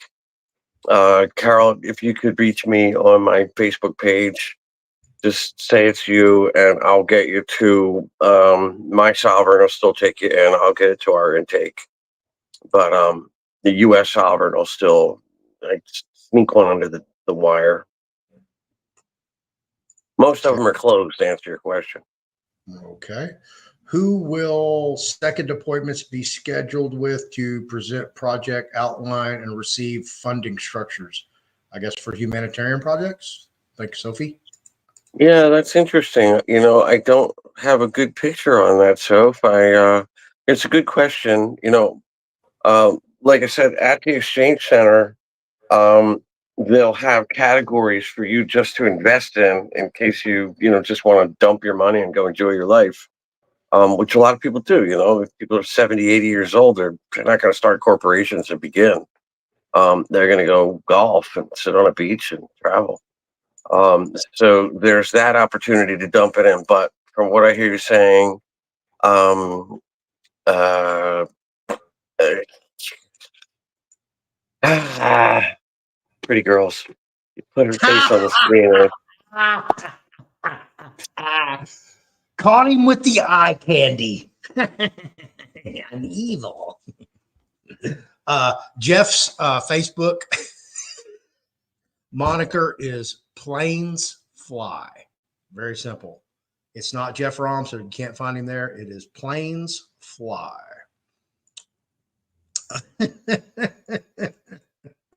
Yes, I'm outside of Philadelphia. I had a summer home in Ocean City, New Jersey, right on the bay for 20th in the Bay for 25 years, and now I live in the suburbs, just west of the city. Okay. Just west of the city. Okay. But you're from South Jersey. Invite me. Here I come. Right. Uh-oh. Shiny object. Be careful what you wish for. Yeah, I know. I'm just having some fun. I spent a lifetime in South Jersey. I flew all over the place. Okay. Friends, family. South Jersey's a great, great area of Jersey. Is it? No, yeah, you get You get to, but you get below Atlantic City and it starts to clean up. You hit Ocean City, which used to be a lot cleaner. And then you go another further south to the next island, the next island, the next island. And by the time you get to the southern tip of New Jersey, which is Cape May, it's beautiful. I mean, it's real family from Avalon, Stone Harbor, Cape May, even Wildwood, which is a little wild, but South Jersey's nice. A little piney, a little scrubby, but you're there for the beach and the boating and the seafood and the restaurants, and there's things to do if you're not a shooby. Oh, a shooby is in the old days, if you came down for the weekend and you didn't have a house down the shore, they called you a shooby because you'd come with your shoebox lunch. You'd put you'd come with a shoebox, put your sandwich in it, your drink in it, your whatever, a towel, your bathing suit. And these people would come down for the day and be changing in their car, sleeping overnight one night, and then head home. But so if you were a local down the shore, everybody that came down, all the tourists, were called shoobies, affectionately. Now we call them invaders. Huh. Okay. Right. L, you are the winner of the Anna Von Wright's question. You get the ebook. So if you would, hit me up over in Telegram or send me an email and I will get the ebook to you immediately. Leah, you said the Wolverines. That's close. Right species, wrong animal. Close. Peacekeeping Task Force is incorrect as well. It is Planned Parenthood. Anna Von Wright's is a registered agent in New York for Planned Parenthood. You can go look that up yourself, which I found, astonishing. She's also, it's in her book. She wrote it herself, that she has a blood oath with the Vatican. Take that as your way. Next question. This one's for a book. A real book, a physical book. So everybody should play with this one. I second it, man. That book rocks. I was embarrassed when I got it. I was embarrassed that I spent $1,250 on one page, and that thing had it all: templates, examples, explanations, 8 or 10 different trusts. I mean, that's if you can afford that book, get it. Yeah, and listen, folks, I paid $1,500 for my first original trust when I really didn't know anything about trust. It was a very thorough and complex stupid trust. Well, no, that one. No, me. I was so stupid. I couldn't put, yeah, that one's worth every penny because along with it came a process to claim your DNA, your real DNA, and all the paperwork in there. You submit to. I did 23andMe. And there's a process that you utilize that. So all that material is claimed by you because it's serialized and all that is in that trust. So it was worth every penny of it for me to do that. Since then, like I said, I've developed. So the trust that you establish now may or may not be the trust that you use later. So here's the next question for the book. Scam Anderson, aka J-Boy of J-Boy Productions. Question: what is Scam Anderson's, aka J-Boy? What is his alter ego name? Ooh, that's going to be a tough one because it's obviously not J-Boy. And I'm sure he wouldn't use Scam Anderson. So I need an answer for that. And we are still back with Patrick Marino for the 101 Trust class. I don't even think I've gotten his first name, but I definitely need the name of his group that he created. We have a winner for the Chris Hauser and the Knoxville Patriots Sovereign Citizen Group. They get the P.O. Box classes. And then we have Anna Von Wright's L, just on the ebook. And we have the David Lester Straight. And I don't think anybody's answered that correctly. Y'all have come close. And I'll go back and look at the comments and see who's got the closest, because it's real simple. And I know somebody did, and I will go find it. I get the comments. If you answered correctly and I miss you for some reason, we'll get to you. I want to be fair. The actual lawful custody of Bonnie Thomas is the Texas Board of Pardons and Paroles via the Texas Department Texas Department of Criminal Justice Parole Division. That who currently has custody. So all they've done is they've ordered the sheriff to hold her physical custody. So the warehouse material, Bonnie Straight, out here with her warehouse receipt number, which is her TDCJ number. Okay. She can move anywhere around the state of Texas she wants. But if she leaves the state of Texas, she has to get a travel permit, a manifest, because the cargo is going outside where it should be. And they have to document that because they need their product back. That's how that works, believe it or not. So that's the answer to that. I'll go find somebody and I will get you in the irrevocable trust class. But the next question was Scam Anderson. What is his alter ego name? And it is not J-Boy or J-Boy Productions. So whoever can provide that, we will get you the book out to you tonight. Next question. Will humanitarians have the opportunity to invest in, I already did that one, sorry. Does the trust pay insurances on car and homes? Yeah. It can. You know, it's not automatically going to do it. You have to structure it to where that can happen. You definitely want to put, you know, if your house is paid off, because you cannot put a piece of real estate in your trust that you do not own outright. You can't do that. Somebody else owns it. So that's improper, probably illegal. I'm not going to tell you it is illegal because I don't know for sure in your jurisdiction. I'm just going to tell you it's improper. Leave it at that. But yeah, you can set this up where the trust owns your car or owns whatever vehicle you have. You have insurance on it. It's in the trust name, you know, and you don't even have to run the trust. You can be a beneficiary of the trust. You can establish it, and then you can set somebody up as the executor and run it from there. So y'all are close, but y'all are doing good. Do you think the Social Security will increase for seniors? Double. Double. Yes, going to double. Whatever you get now, you get double. Okay. Called Universal Basic Income. UBI. Okay. Yeah, actually, somebody just mentioned that. That was Deborah. I really hate to disagree with the person asking about Dr. Scott, but he is saying we won't get UBI or millions of dollars from past monies. His theory is who would work. Well, a lot of jobs are needless jobs.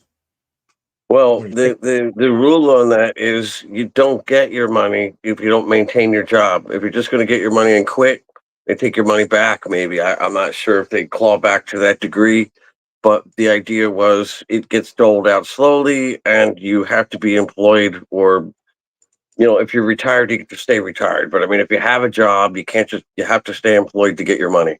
You can't just quit. Okay. You might not work so hard at your job anymore, but right. Definitely issues coming up with that. I tell you what, I have two answers here. They're both close enough to be correct on the Bonnie Thomas, David answer, and that is baby crab cakes. You answered the prison system. I'm going to give you that. Soldier, right?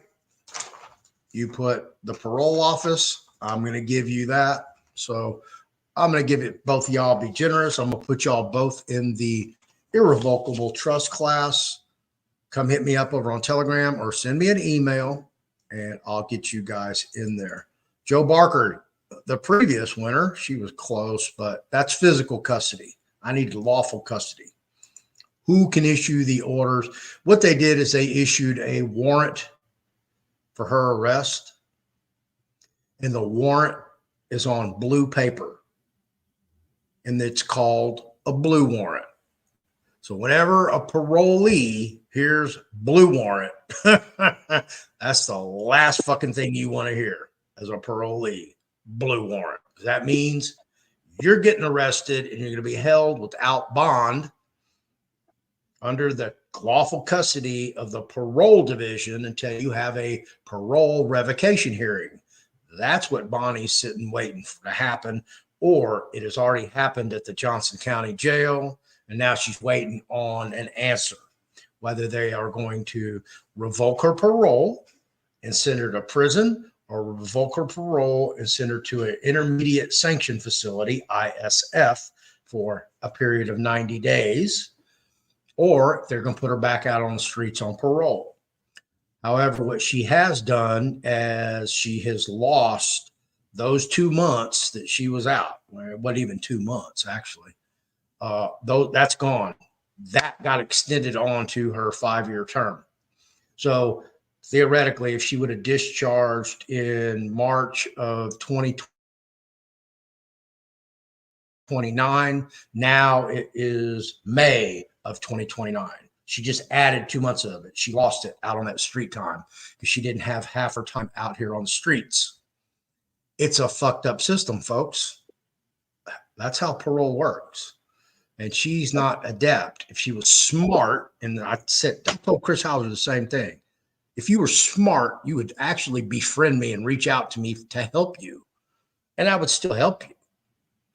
But if I caught you scamming, lying, and cheating, I'm not helping people like that. I only want to help good people. Because I can tell her how to navigate the whole system. Absolutely. Because I've been on parole almost my entire adult life, as I was telling you on my noon show. First time I got to vote was year 2000. I would love to go vote now. You know, every vote counts. Every vote's going to count, whether, you know, it's literal or figuratively. Oh, we got one. Uh-oh. This is my buddy George. I'm sorry, but Jeff is wrong. You open up an LLC for everything you want to buy, and you put the LLC in the trust. Am I wrong? You can set this up any way you want, George. Your imagination is your only limitations to how you want to structure your own empire. You can do an LLC, you can do a trust, you can put a trust, LLC, trust, holding company, nonprofit, 501, 508. Bro, it's unlimited. So as you learn more and more and more, you're going to apply all this stuff. That's why I say the trust you establish today is more likely not going to be the trust you're running a year from now, because you're going to move on to bigger and better things. You're going to learn more. You're going to get more experience. You're going to want better protection, more anonymity about who you are and what you own or what your trust own or what this owns. And you're going to set up different things to do different things for you. So let's say you've got a ton of nieces and nephews that you just love and adore. You wish they were your own children, and you want to make sure that they're set for the rest of their life. So you can set up individual trusts just for each and every one of them, that when they hit certain timelines in their life, let's say 16, okay, boom, you get $10,000, you know, for a car. I'm not going to buy you a brand new spanking car, but $10,000 to get you a nice, good used car. Then when you hit 18, boom, we're going to give you $25,000. You enroll in college, boom, your college is paid for. You want to go to trade school, your trade school's paid for. Whatever you choose to do in life, it's going to be automatically paid by the trust. The executor of that trust is going to run everything for you. You don't have to do anything. and those kids are going to be taken care of for the rest of their life because you established that up front. So this is how you're going to set this whole structure up. So if you have a humanitarian project over here that you want to fund to rescue dogs, boom, you can set that up there and it can be fully operational. You can even get paid from those for having to set it up. You're an employee, boom, get paid. Right. Your imagination is your only limitation to what's that set up exactly. Where do we go to get the Zim exchanged? Whoops, sorry. They'll give you a 1-800 number, and they'll tell you, predicated on your zip code, they'll tell you where to go to the closest exchange center nearest you. They'll give you a phone number because you can't just walk in. You have to have an appointment. When you get there, there'll be heavy duty security there, probably even walking you out to your car. But there's not one location. There are many locations. They're all different, predicated on your zip code. CMKX, nothing happening on CMKX. I can tell you that. My understanding is the lawsuit's over and that they're up and running or about to be. Yeah, but as 48 hours ago, 48 hours ago, I can absolutely 100% tell you nothing was happening. Okay. Don't ask me how or why. I'm telling you that, but I'm telling you that. Take that to the fucking bank. There are certain things I can tell you guys, you know that. Dinar rate again? $3.25 would be a reinstatement. $3.50 to $4 would be the revaluation rate at our level. You're going to hear sovereigns and contract levels and whales with, getting $10, $20, $30, but that's just a spike for the people with sovereign contracts. Okay. Chinese 1911 Hukang railway bonds. Never heard of them. I don't know of them either. I just don't know. Right. Trying to get down here to the bottom. I'm almost there. Oh, I thought I was there. No. I'm behind. You guys just flood the comments. Now I understand why Mark has so many admins and mods to keep up with everything. Throw his questions up for him so he can post them. Let's see. Yes, AVR has a so-called bank. I'll address that here in a minute. Right, Ted, you don't have to be qualified. Speed Racer, you're close, sir. Texas Department of Corrections. But you need to do the division. That's the parole division. All right. Is Charlie What's AVR? Is AVR Anna Von Wright's? Sorry, Yeah. I'm tired. Yeah, no big deal. I'll address that. Is Charlie Ward the son of Aleister Crowley? I've never heard that before. No, I don't think so. Yeah, I know Barbara Bush has been accused of being. Yes, Barbara and her sister, Betty White. Well, I thought Barbara was a man. Yeah, Barbara was a man. Okay, there we go. Barbara Bush was a man, baby. Oh man, baby. So where did all the kids come from? Were those clones, or they'd use a surrogate, or how does that work?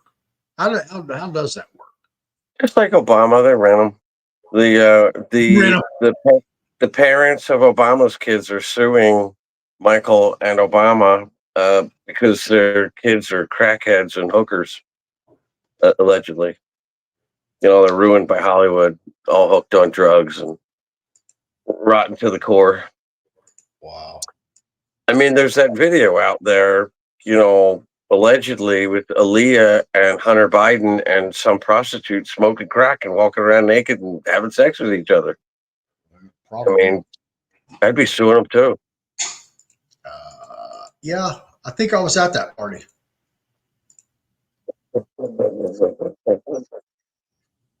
Just saying. It could have happened. Okay. If Hunter was in Houston, it probably would have happened. He's I such mean, a scumbag. I missed smoking crack with Flavor Flav by a hair. My buddy came over my house and goes, "Hey man, yeah, I just partying with Flavor Flav." I'm like, "Flavor Flav? NWO? All right, Public Enemy? NWO? Yeah, here in Houston." He's like, "Yeah." I'm like, all right. So yeah, I just outed you, Flavor. Sorry, bro. Statute of limitations, you're good. I'm sure I didn't sully your reputation. Jeff, how do I exchange the Chinese railway bonds? You're gonna have the exchange centers are closed. The intakes for bonds are closed. There's, like I said, if you could contact me on my Facebook page, I'll put you through to my sovereign U.S. sovereign buyers. There's an intake that is my admin in my WhatsApp room, and she is also the intake for the sovereign U.S. buyer. So I'll hook you two up and see if they couldn't slip that one under the door. But for the most part, you got wallpaper, or just hang on to it until the next round on this thing. I think in 43 years they do this again. Okay. All right. What's going to happen to the mortgage services holding fraudulent loans? They're going to have to give you their money back. And my understanding, Vanguard, State Street, and BlackRock now own 66% of the houses in America. And when I brought that up to the powers that be, they said, "Oh, good." I said, "Why you say that?" They said, "Well, they rounded them up for us. It makes it nice and easy for us to confiscate them all and redistribute them probably to vets and poor, people we." But Kamala was trying to get that bill passed where if the value of your home went up, the home equity went up, while you were still living in it at that, during that year, you would have to cough up the 25, 50 grand of taxes on the amount of money that the house went up. And people, they generally did that when they sold the house and they had money in their hand. And now Kamala's saying, "Oh no, you got to cough up the cash, the end of every year." So when State Street, BlackRock, and Vanguard own all the property, they can just artificially jack it up and get everybody to start paying. Those that don't pay, then they get to take the home and take the equity that's in it. So it's a triple whammy and a win-win-win for the cabal if Kamala can get that pushed through. Right. Uh-oh. I think I have a winner up here. It looks like it's PB who got Jamaica Anderson. I don't know if you were first.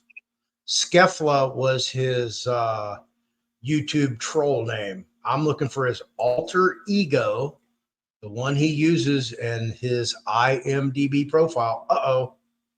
Nope. Cherry, you look like you're before PB. I'm scrolling backwards. You were close with the red tail. Nope. PB, Samuel Leonard. Hanging on, bro.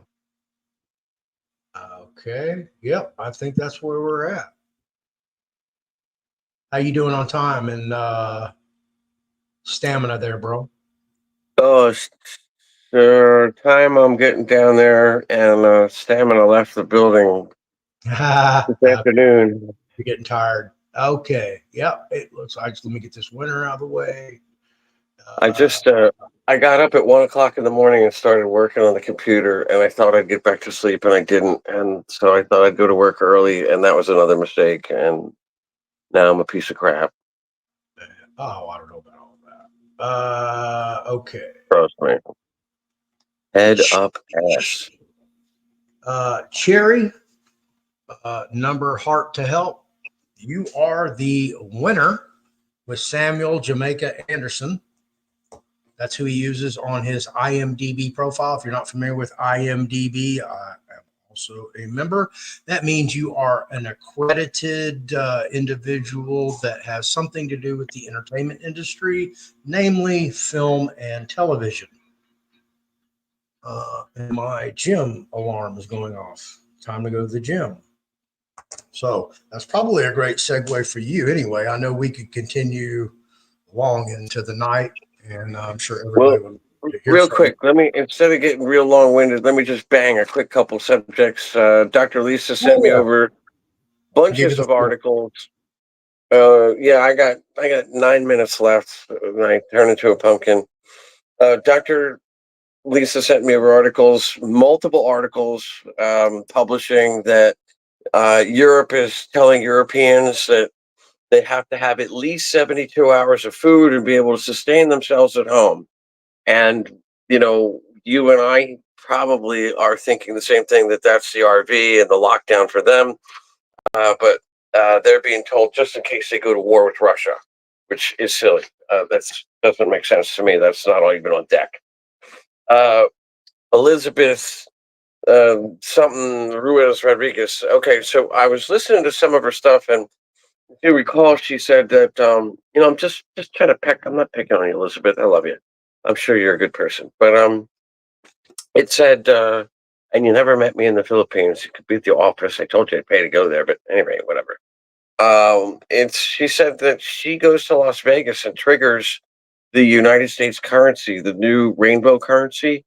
So I called my friend at Treasury, and he laughed in my face. He said, "Jeff, since and I was embarrassed. I said, look, Mark, I just had to ask because I'm being challenged, and I need to know. I'm just not that smart. I want to know." So he said that that's a joke. He said that they don't. The United States is not beholden to a foreign person, a king, a queen, Saudi, the Queen Elizabeth. It doesn't matter. The United States is not beholden to some foreign person living in another country that's going to come trigger the money. And to that end, he informed me that the rainbow currency has already been released on a test basis. So you're starting to see some of the rainbow currency out there. Sorry, Elizabeth, you were not here to release it. It's released. So just another dent in the armor, Lizzie. I love you, but come on, stop. Let's see. The EBS is the 72-hour warning in Europe. Let's see. We covered that. The James Webb Telescope. I had said that James Webb was reporting 3 weeks ago that an alien mothership was on the way at light speed, and then 2 weeks it said a whole armada of ships were on their way at light speed. Well, fizzle, nothing. I don't see them. Do you? Maybe they're here and they're hiding. I don't know, but that never happened. On October, well, maybe it happened. We just don't know. I tell them. I'm clairvoyant. On October 17th, the White Hats released official notice to the prosecutors, the courts, the judges, the vax doctors, the schools, the universities, the school boards, the university boards, the police, the judges, the jails, to vacate. That they have until November 1st, which is tomorrow, to vacate or be arrested by our military. And then and it's all over my Facebook page. And then if they don't keep taking my crap down. But the second thing they said was that the lower tier guys, maybe some crooked policemen or sheriffs or whatever, had till December 1st to step down or be arrested. So that's underway, and that's official. That's done. I see that Malaysian fight MH370 is back in the news. Let me tell you what happened there. This came directly from a CIA friend who knows exactly what happened. He said that the United States or the White Hats were forced to take that plane down.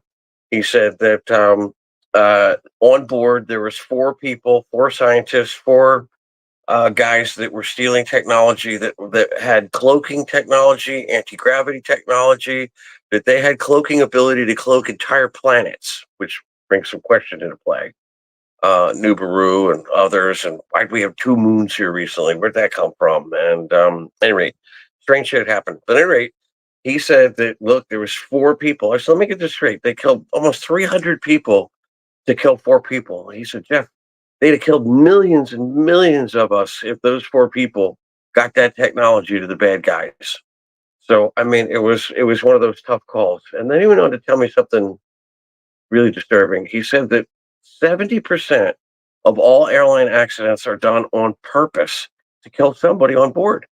He said that governments all the time, 100, 200, 300 people on board, just 1 or 2 guys, they want to kill them. They take down the entire airplane. I said, 70% of the accidents?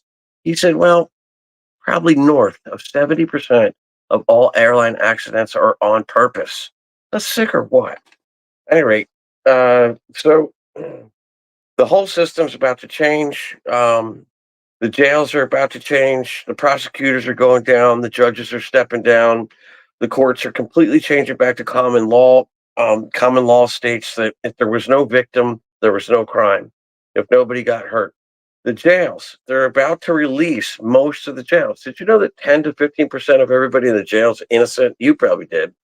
But they're about to release most of the people in jails, unless you're a murderer, a rapist, a pedophile.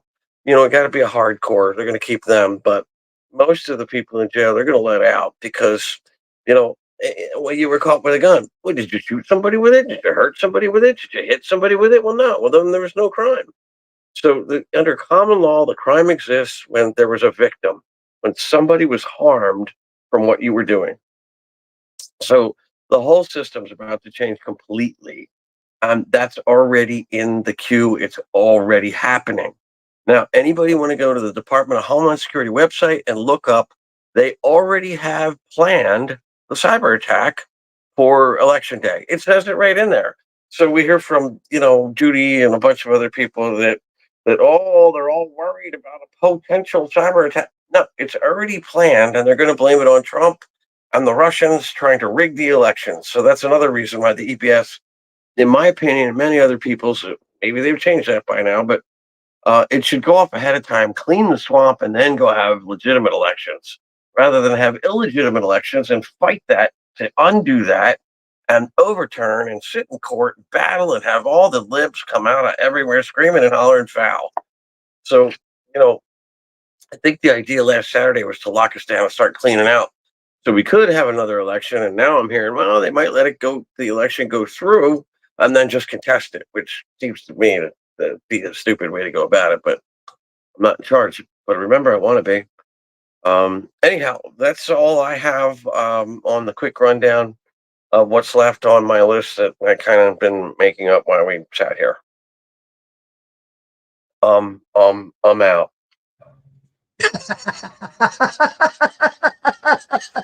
Over and out. The plane's No, I crashing. didn't have anything to start with. I've been writing it down and thinking of it as we go, and just sort of remembering stuff I meant to say, should say, and there's a million other things to say, but I don't have a brain, and I'm kind of out of time. Okay, so if you're available tomorrow night, you're more than welcome to come back on and we can finish this discussion. And there's a ton of questions still. I'm still going through them. Sure. So we can Sure. address. Yeah, I don't have a life. What time? Available. Yeah, I don't have a life. You either. Okay. Well, welcome to the club. Yeah. Sucks being single, huh? No, not really. Kind of gotten used to it.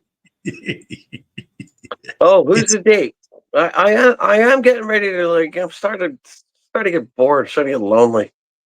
It's like, Okay. all right, been single we'll get you hooked up. long time. We'll find you a nice shiny object over here you can play with. You know what? It'd just be fun to have somebody to go hang out with every now and then. It does, I don't keep many friends because they prove themselves not to be friends. So I spend a lot of time alone. People are disappointing, sadly. They are. Yeah, and we address that at the noon show. All right, my brother. I know you're fried, and as you want to do, a closing statement for everyone. So probably keep it short and simple. Again, don't let your critics get in the way of your dreams. That adversity is what'll make you stronger. But never stop doing what you know is right, and that's a Trump quote, and I think it's a good one. I don't really have others prepared. I'm a Steve Jobs quote fan. I like a bunch of people in history, but Winston Churchill is one of my favorite. But I don't have it tonight. I kind of got on like, what do you want to talk about tonight? Somehow I pulled all that out of my ass. And he's still a virgin, folks. Yes, get your Christian high IQ unvaccinated sperm, 1-800-JEFF-JIZZ, and you can get your JEFF-JIZZ t-shirt shortly. Jeff Jizz, folks, coming to a store near you. Come on, we gotta laugh at something. I told you gotta have a story, man. Oh, my dad's a bowling champ. My dad's I inherited the money. You gotta have some sort of a story. I'm just blowing people off and making them laugh by just saying that. Look, yeah, that's how I made my money. Right. Yeah, absolutely. And it just ends the conversation, and everybody gets a kick out of it, All right. Quick question. How old are you, Jeff? Since we're playing the dating game. I am 62 years old and still have a six-pack. Oh, dear God. We're going to do a dating game episode. And y'all can ask him questions and he can answer. Okay, we'll do that next week. All right. Woo! That's going to be a hoot. Oh, Funny. Man. Yeah. That's funny. It's going to be funnier when we do it. I don't know about that. I'll say it. Yeah, I know you will. You will be the Yeah, I have a problem with being shy. I'm not. Okay. Well, the show's not over, although Jeff is resigning for the night. I'm going to stay on it and try to answer as many questions that y'all have up here that I have starred. So I'll get to those. Jeff, thank you, sir. Sweet dreams. Be safe. Be careful. And we'll talk to you tomorrow. Yeah, I run a company for some very big people, and I need to be there bright and early before everybody else. First guy in, last guy out. Just the way I am. All right. There we go. All right. Thank you for being here, sir. Thanks, guys. All right. God bless America. Absolutely. There you go, folks. Jeff Rahm. And, as I stated on my earlier video today at the very beginning about that, everything cool with Jeff. And he came on and gave you guys a brilliant explanation. I was, as he said, he pulled all that out of his ass. He was not prepared because I hit him up, early about doing the show. So, yeah, he did an excellent job on that. I have 16 starred statements over here. So let me go get with these real quick, get those out of the way. Yeah. The reason I haven't had any other guests on here is because I've been dealing with my first floor. Me personally, I'm on day 19 of my rehab. And again, I explained to you what happened yesterday and last night when I tried to go to the gym. My back's still just a little bit sore, so I'm not going tonight. I'm going to take the night off again. So I'm having to deal with that issue to where I'm back in the gym. Now I'm beginning to start lifting heavy weights again. If you're not familiar with my workout regime, some machines I do every bit of weight that's on that stack. I have to walk around the gym, find loose weights, and put those on top of it just for a workout. Some machines they're maxed out with everything that's on the machine and the extra weights, and I still do all that. So when I lift these weights, I lift very outlandish, extreme weight. For those of you who don't know, my max leg press, and this was probably 4 years ago, and I haven't gotten back up to that, was 1,530 pounds, which is 32 45-pound plates on a leg press. So it will probably be after Thanksgiving before I will start doing guests. I need to get my studio set back up, just kind of get some stability in my life aside from, waiting for the insurance company, and then the construction company will be here the next day ripping everything out and disrupt my life. So I don't want to schedule things with other people and then have to shuffle everything, to deal with my schedule, which is beyond my control, and then disrupt their lives and waste their time and energy as well as yours. Because if I schedule it and post it and you're waiting to go watch it and I have to cancel because they're tearing up my house, or, all I hear is air compressors and nail guns and whatever. But yes, I will be having more guests back on here. Once the RV happens, I will have a full production studio and a full production staff to run everything. I will be like Joe Rogan. Absolutely.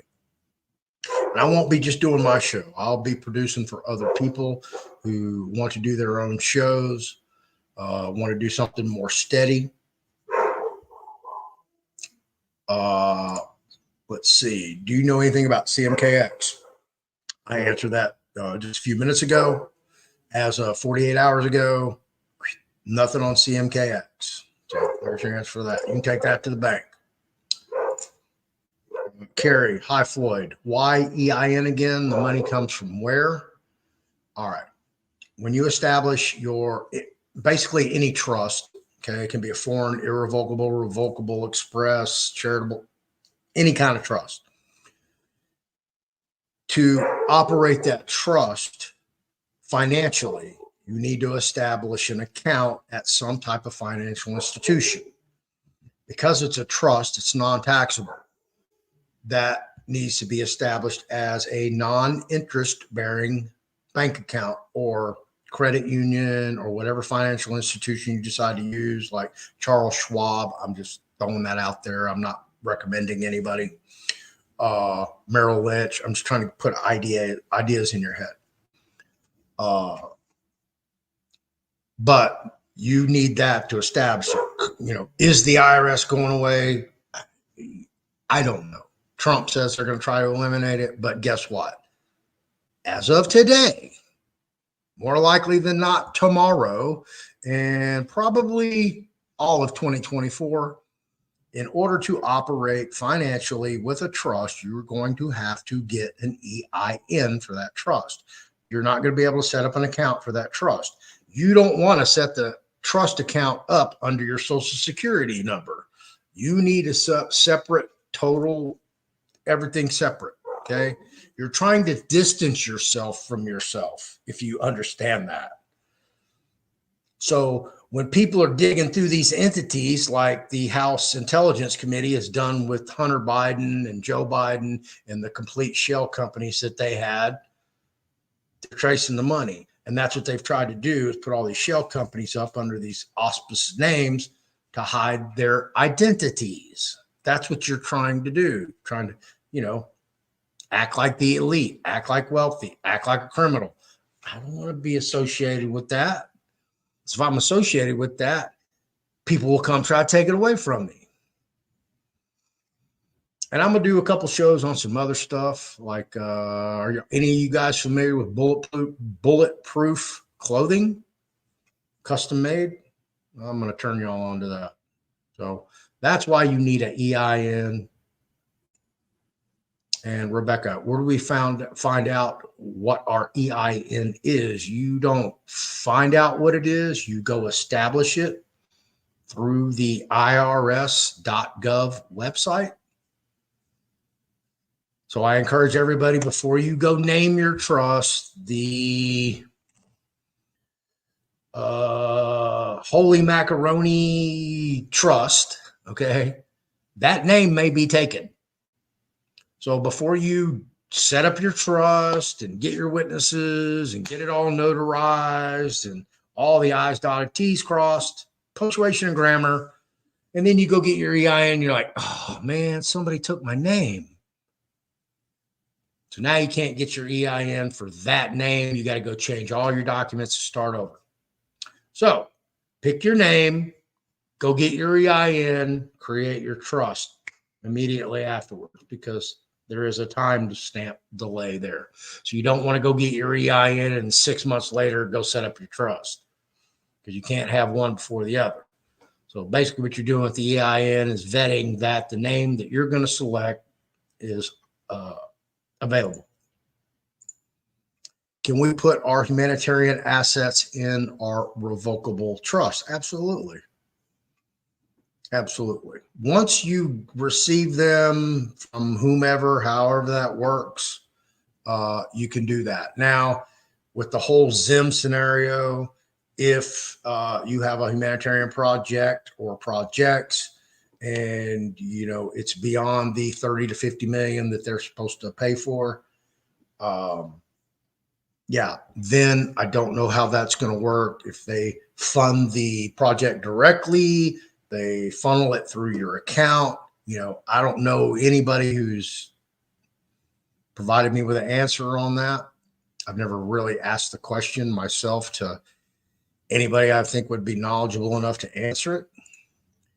Here's George again. What about if you're a Mormon? You could have 12 wives, right? I'm sure, yeah, you could probably have 12 wives, 12 husbands, 12 thems, 12 theys. Have anything you want.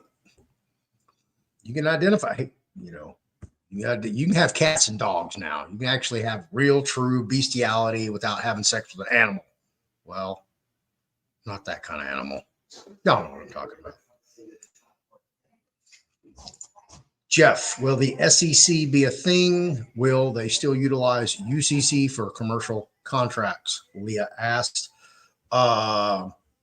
Securities and Exchange Commission.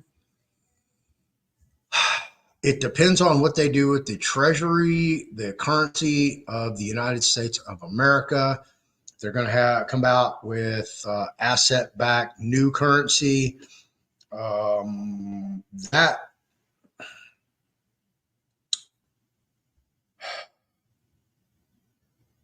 The Securities and Exchange Commission exists now because of all the fiat currency, all the debt instruments that are floating around, stocks, bonds, whatever you want to call them. There's many different names for financial securities, vouchers, remittances, coupons, promissory notes. It goes on and on and on. So they are there to regulate those activities. But when the asset-backed currencies come into play, all that funny money is going to be worthless. So there's really no need for the Securities and Exchange Commission to come in and regulate anything, because there really shouldn't be any securities floating around. They should all be bearer bonds, period. Whoever possesses it owns it and has the value. So that's how I think that worked. Now, will the UCC be utilized for contracts? That's a whole law thing. The Uniform Commercial Code is adopted by all 50 states, except for Louisiana, who's adopted it in part. And they have uniform codes for all types of different things. So that's just a question of what the law is going to look like once this thing happens, and what's going to go on with that. Hi, Floyd. Jeff, have you heard from Elizabeth yet? I just looked as I was scrolling through Telegram looking for answers, and she still has not replied. It is now 9:18 a.m. November 1st, where she's at. She's ahead of me. So, yeah. I have not heard back from her yet on my inquisition.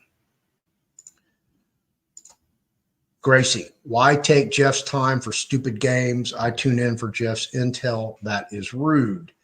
Gracie, I do that to allow Jeff more time to write down his notes and write down what he's seeing and think of that he needs to express to you guys, because he wasn't prepared before the show.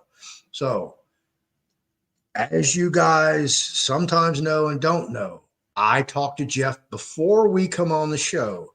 We both get on the screen while we're waiting to go live, and him and I have a discussion. What are you going to talk about? How are you going to talk about? Okay, this is how the format of the show is going to be laid out tonight. I'm going to do a contest. Why am I doing a contest? I'm doing a contest, and I specifically brought up scammers, okay? Because I want you to become familiar with who these people are, what they're all about, what they're doing, how they hide behind different things, what they do without your own knowledge of who they really are. Because you need to be familiar with it. Because most people, like yourself, Gracie, you're watching for the intel, for RV intel, correct? You want to know all the machinations of how that works, regardless of what it is, correct? You want to be protected, you want to be secure and safe, and you want your family and friends to be secure and safe, and you don't want to be raped by predators, correct? Well, these are predators, and they're very good at what they do. Some of them are multimillionaires. Some of them make multi-millions per month off this community. And I'm out to stop them. And I'm out to save as many people as I can. I just need one a day. If I get more than that, hey, I've been blessed. But that's what I do. I did the contest because I have availability to give items away for free. Thank God I'm in that position to be able to do that.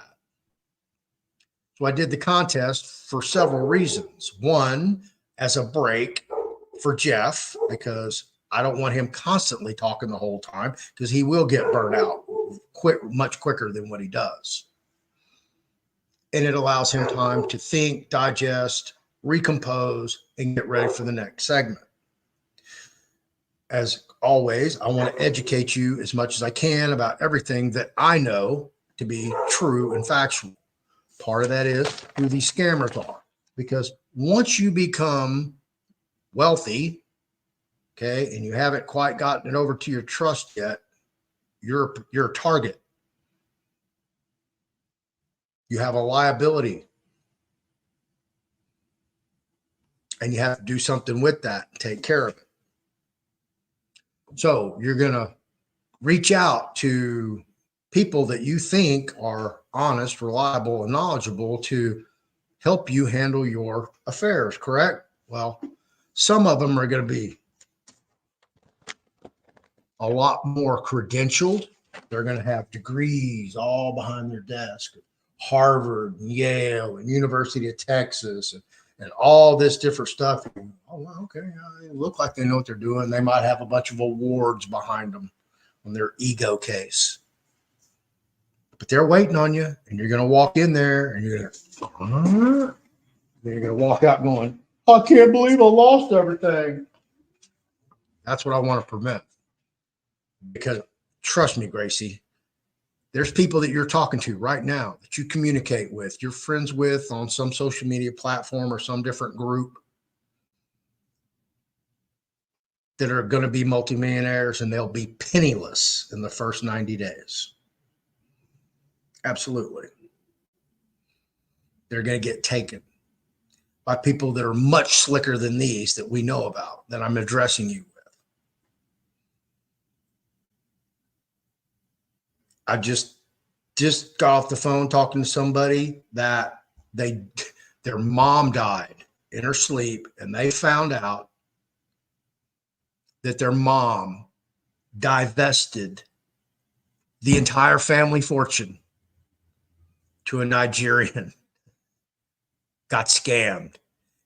And they didn't know that their father's entire pension, retirement, assets, everything but the house was gone until mom died.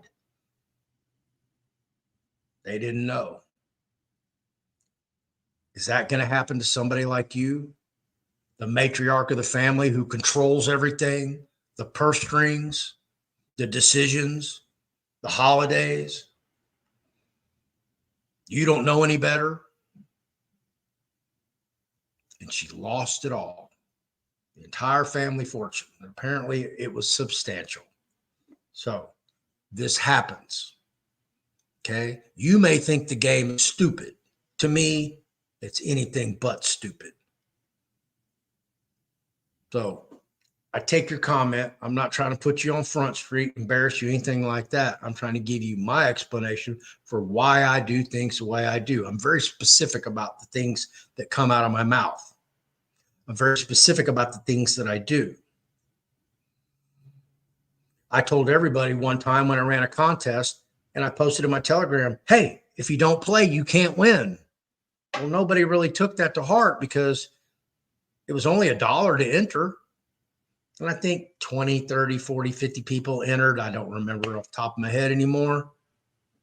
But instead of selecting, I think it was the first 20, everybody who applied and paid $1 all got in the class. Every one of them. I left nobody out. Thank God I have the ability to provide that type of generosity to people and not bat an eye about it. Thank God I can give away a $250 book and it doesn't affect my life, but it may benefit yours. That's what I'm after. I'm not here to be rude. I'm not here to walk all over anybody. I'm not here to besmirch anybody, but if you're out there being a scammer or a moron, yeah, I'm going to put you out there and hold you accountable. So I'm not being rude. I was actually being generous to Jeff to allow Jeff to get his composure back to carry on and give you guys a good presentation. So at the end, you go, thank you for that show, Jeff. God, I can't wait to have you back on. That's what I want. That's what I'm trying to provide for people. So the games aren't stupid. Some of these people really, whoever won the book, they're so blessed. This is a badass book.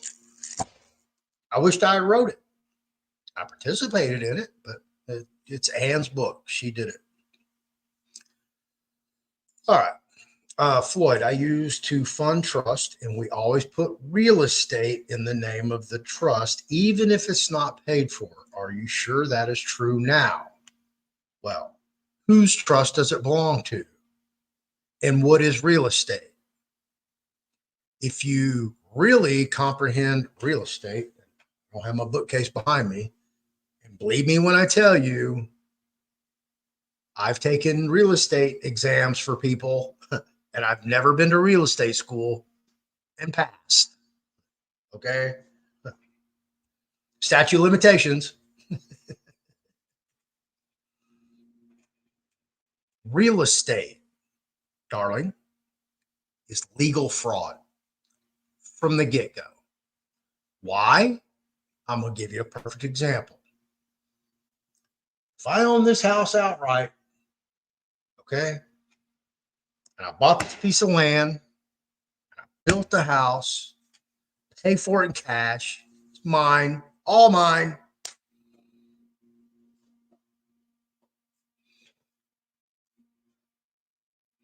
Does it really belong to me? No. Always belongs to the state, unless I have a allodial title or a land patent. However, if I own the land outright, I own the structure on it, and I want to sell it, the buyer comes, we have to go through all these real estate legal machinations. The realtor can't change anything on the contract. Only an attorney can do that. Well, if the real estate agent wrote the contract, why can't they amend it and change it? Why do we have to go get an attorney to do it? Well, because we got to take care of the bar people. Oh, okay. All right. Well, here, I've got everything. I bought the land. I built the structure. I've got the deed right here in my name. Here, let's just trade. Give me $100,000. I'll give you the deed. House is your what? No, we can't do that. Wait, hold on. What?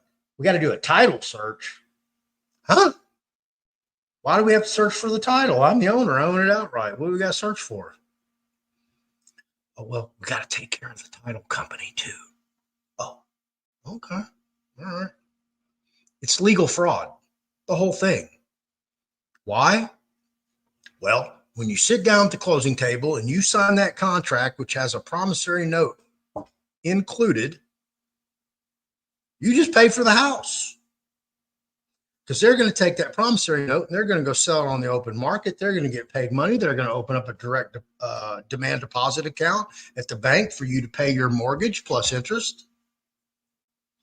They're getting double and triple paid. Then they're going to go hypothecate that promissory note on down the road, and that little $100,000 is going to end up being $13 million by when it's all said and done. That's how the real estate market works, darling. Absolutely. You're putting it in the trust, just like attorneys have a trust for all their clients. It's called the IOTA. All the funds that they receive for any type of awards or settlements goes into the IOTA. Those funds can only be given to the recipient, the awardee. That attorney can't spend that money. They can't use it to run the office. They can't use it for their payroll. Nuh-uh, better not. No, no, no, no, no. That's what old Nathan Wade did in Fulton County, Georgia. That's why he's fixing to get strung up. No pun intended. Absolutely. So that's the trust that the real estate's going in. You cannot put your unowned real estate in a private trust. Absolutely not. You don't own it. It's not yours. That's the trust Carol's talking about. I hope I gave you the full explanation on that so you have no questions whatsoever about what that looks like. And I tell you guys from experience, I have tons of friends who are really, really good and experienced real estate agents. One of them you can look up, Chris Domain. He's up in the Woodlands in Kingwood. That dude kills it. Kills it. But he should, because when we work together, that might be the next question. When Chris and I work together, yeah, he used to dazzle and charm as well. All right, your executors can steal from your trust. I don't like that nothing is in our own name. I heard too many horror stories. And that is absolutely 100% true. Whoever you choose as an executor of your trust or trustee, they must be honorable, good faith, have clean hands, and pretty much be at your beck and call. So when you need something done for the trust, it gets done. A lot of people choose the wrong people to execute their trusts, as well as trustees. So that's something that you're going to have to overcome. I have people reach out to me, do you want to be the trustee? And I'm like, not really, man. I'm probably not going to do a good job just simply because, I've just got so much on my own personal plate to manage somebody else's financial affairs or their life or their trust or anything like that. So, yes, there are tons of horror stories out there.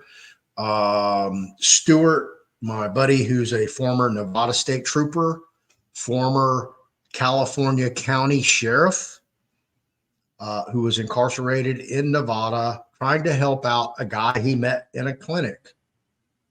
And they ended up both going to jail. So he's now in another jurisdiction. He hit me up today. I want to have him back on the show. But the whole gist behind that was the guy he was helping, that guy's parents went to an attorney, had their trust set up perfect, all legal. But the guy's sister, she got greedy. She wanted all the money. So she got the attorney to work with her. Boom. They liquefied part of the trust. She made a bunch of bad real estate investments, squandered all that money. And then when he brought it up, boom, he gets penalized. Well, why? Because of the bar. That was the bar working against him and anybody who came to his assistance. So yes, with the assistance of the attorney who helped develop and set up the trust for the parents, helped raid the trust with one of the beneficiaries. It's a possibility. Yes, it can happen. So there you have it. You just have to beware of who you're talking to. Just like I brought up before, I'm bringing up the scammers. Once you accumulate this wealth and you walk in, you talk to some of these slick ass businessmen, really aren't businessmen. They're just slick ass multi-level marketing con people. Probably been, got cut their teeth on Telegram. I mean,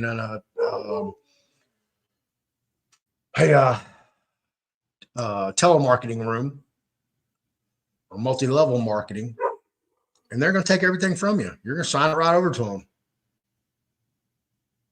It's going to happen. I'm warning you. Be ready. So yeah, that's a possibility. Janet, will there be an election? There is an election. It's already happening. So yeah, there's your answer to that. Will there be an inauguration in January 2025? That's the real question that we all should be paying attention to.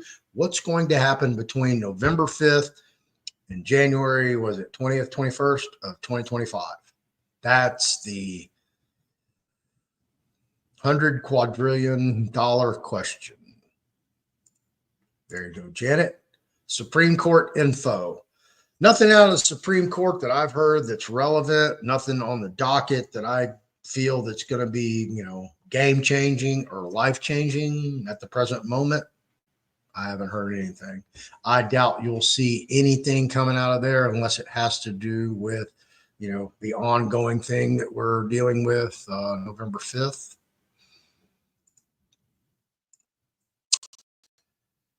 Gold Blueberries. Is Bonnie a nonviolent prisoner of the corporation? Is she not guilty of breaking a color of law / bylaw? Is Bonnie only guilty of breaking corporate rule or statute, no corpus delicti? Well, for those of you who don't know the entire situation, as I tell you, folks, I do my research. I wanted to know all about Bonnie Strait and Bonnie Thomas and why she was on probation and why she went to prison. So I went and read her entire public record regarding her divorce case, as well as her possession of a firearm entering a governmental building, namely a courthouse. And we all know you don't carry weapons into courthouses. It's forbidden. That's why they have metal detectors. That's why you have to take off your shoes, your belt, your jewelry to get into a courthouse now. Well, why did she do that? Well, fuck, that's a great question, because guess what? She was under a direct order from her divorce trial judge to surrender all her firearms over to her attorney until the outcome of the proceeding. And what did Bonnie do? She did not surrender all her firearms to her counsel. She decided she wanted to keep one, and she put it in her purse, and then she went to the courthouse, and then when all the alarm bells went off, she ran, and they had to chase her out into the front of the courthouse and arrest her.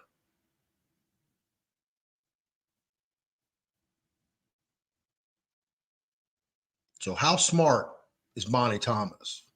Is that somebody you really want to listen to? I'm just saying. So, nonviolent prisoner? I don't know. How do you know she's nonviolent? She walked in a courthouse with a gun. How do you know she didn't want to go shoot that judge? You don't know. You don't know what her intentions were. All I know is she walked in a place that everybody should know that you don't carry a weapon in a courthouse. You can barely get a cell phone in a courtroom. You're going to carry a gun. That's just blatant stupidity, folks. Jeff, 1946 quintillion Pingo. Do you know about them? I can tell you Jeff does not know anything about the Hungarian Pingo because he's been asked that question before, Eric. So there you go. Address that. How the Chinese golden dragon bonds a good investment. I just caught the show. Hopefully it wasn't already answered. If you can get a legitimate, genuine, authenticated, okay, get it authenticated, make sure it's the real deal. And I personally don't know where to go to tell you to go to have somebody authenticate that. I would actually contact some currency or coin dealers in your area, call them up and say, hey, do you know anything about the Chinese yellow dragon bonds? If they say, yeah, do you know what one looks like? Can you authenticate it? What are the hallmarks for anti-counterfeiting or fraud that are incorporated into that particular bond?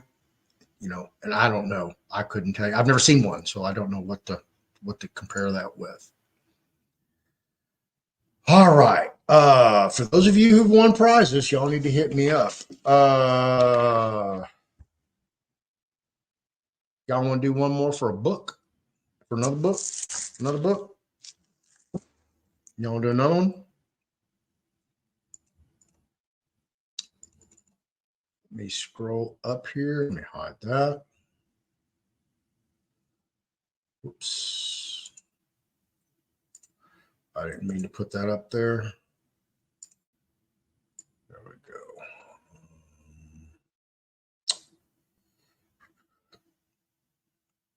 Trying to get back up here. We're going to do that dating game thing.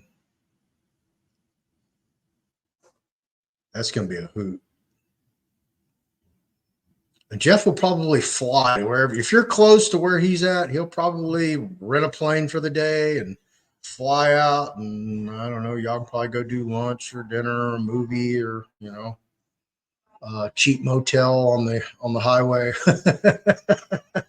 And you can get some of that unvaccinated material. All right. Let's see. I think all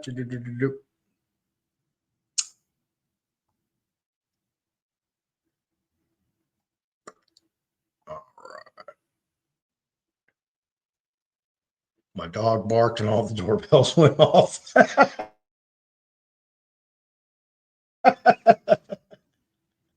That's funny. She's outside. I know she wants to come in and see me. She's been out there a hot minute now. All right. I think I've covered everything. Doesn't look like there's any more questions. For those of you who have won prizes, hit me up over in Telegram or send me an email at TheFearlessFloydShow@yahoo.com. Last question of the night, everybody. Y'all ready? For Ann LeFlore's On Trust books. I don't know why that's, let me take that off. Yeah, I didn't have any starred comments. Okay.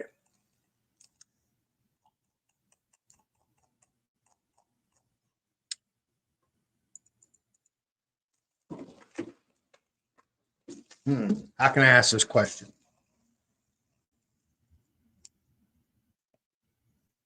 I was a male stripper in a go-go bar. I was a male stripper in a go-go bar. Somebody name that go-go bar. Tell me what bar I used to dance in. How's that? And you're going to win a book.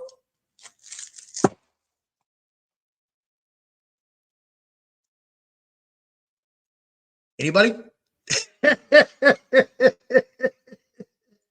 No, you got to tell me what bar I used to.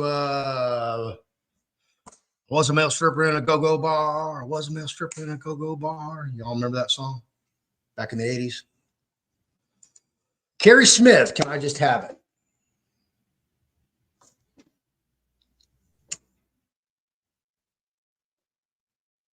Carrie Smith, I did. Absolutely. Started off as a waiter, and I was one of the top waiters. I used to bank.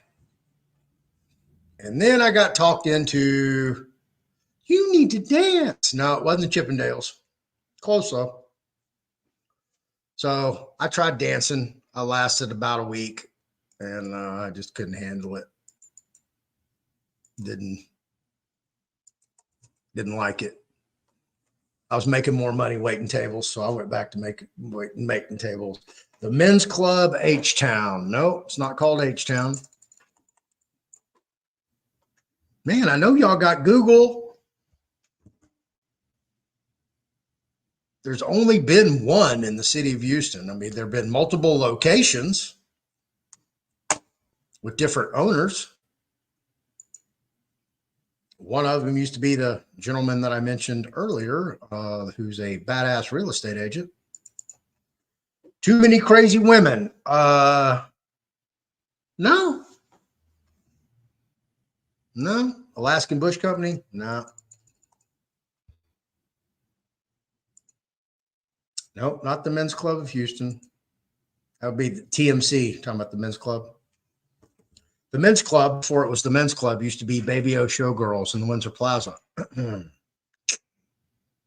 right down from the Agora Ballroom where I used to work. Imagine that. Right next to Cheetahs. What strip club did Floyd.Tarvin strip in? Well, nobody knew me by Floyd.Tarvin, so probably not going to find that, but they definitely knew me by Scotty.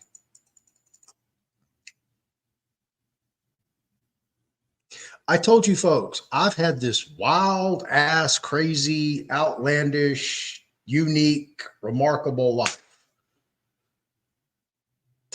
I mean, I've had women just throw themselves at me for nothing, free, just, don't even know me. So yeah, I've done it all. That's what I try to tell y'all. It's just real crazy. Club Onyx. You're talking about all stuff. Conspiratary. You are a winner. Ta-da! La Bear, if you dare, girl. Good one, Joe. You're right behind. You almost did a double winner. Yeah, absolutely. It was La Bear. I actually worked at 2 locations, the original at San Felipe and Winrock. And then when that club closed down, the owner, Walter, sold it. Chris bought it, and he opened up one over on Richmond and Hillcroft in the old Sugar's Deja Vu location. And I worked at the other one over on Winrock behind the old Caligula 21, which is now Vivid. So there you go, conspiratory. Send me your information, Terry, and Telegram, because I know we're in Telegram together.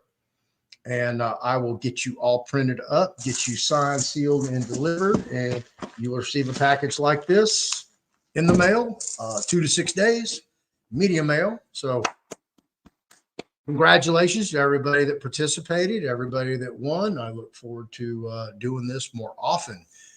If you didn't win anything, you still want to participate and get a special discount. It's still available for a little over 2 more hours. I may just go to bed tonight, and when I wake up in the morning, I may change everything over and let it run. Who knows? Depends on how lazy I am. I am a go-getter. I do work 9 to 9, folks, 12 hours a day to keep me working from a real job, having to fight that traffic from 8 to 5 in Houston. Woo! All right. Well, thank you, everybody, for being here. I hope I answered everybody's questions. I hope Jeff got more questions, but he will be back tomorrow, 7 o'clock Central Standard Time. I'll set that all up tonight. That's what I was saying about, I've got a lot of stuff to do after this video. I've definitely got to eat again. So get that out of the way. So again, thank you all for being here, man. I really had fun tonight. This was very enjoyable for a Halloween. I only got one trick-or-treater that I got to ignore, so that was fun as well. We're going to do the dating game with Jeff Rahm. So all you lucky ladies, I don't think Jeff swings that way. So all you guys out there, I think he's off limits for you. He's just looking for those pretty jewels. And we're going to get him lined up. This is going to be, I can't wait to do this. Also, I will reach out to Chief Fast Horse, and we'll see what we can do. I know it was fun, wasn't it? We're going to have to do this more often. Yeah, we're definitely going to do this more often. This was a fun show. I really enjoyed it. So thank you everybody for participating. I really enjoyed it. I will see you all tomorrow night. Y'all have a safe, happy pagan holiday, Halloween. Thank God it's almost over. Next big thing, November 5th. If you haven't voted yet, please go vote tomorrow. Tomorrow's the last day for voting in your state, early voting. So please go get that out of the way.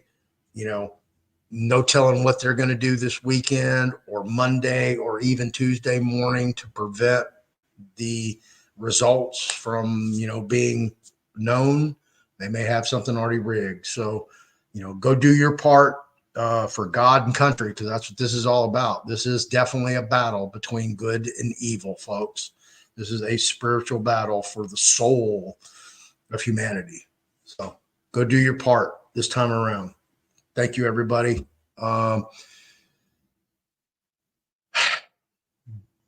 It's an honor to be here, and thank you all. Appreciate it. Good night.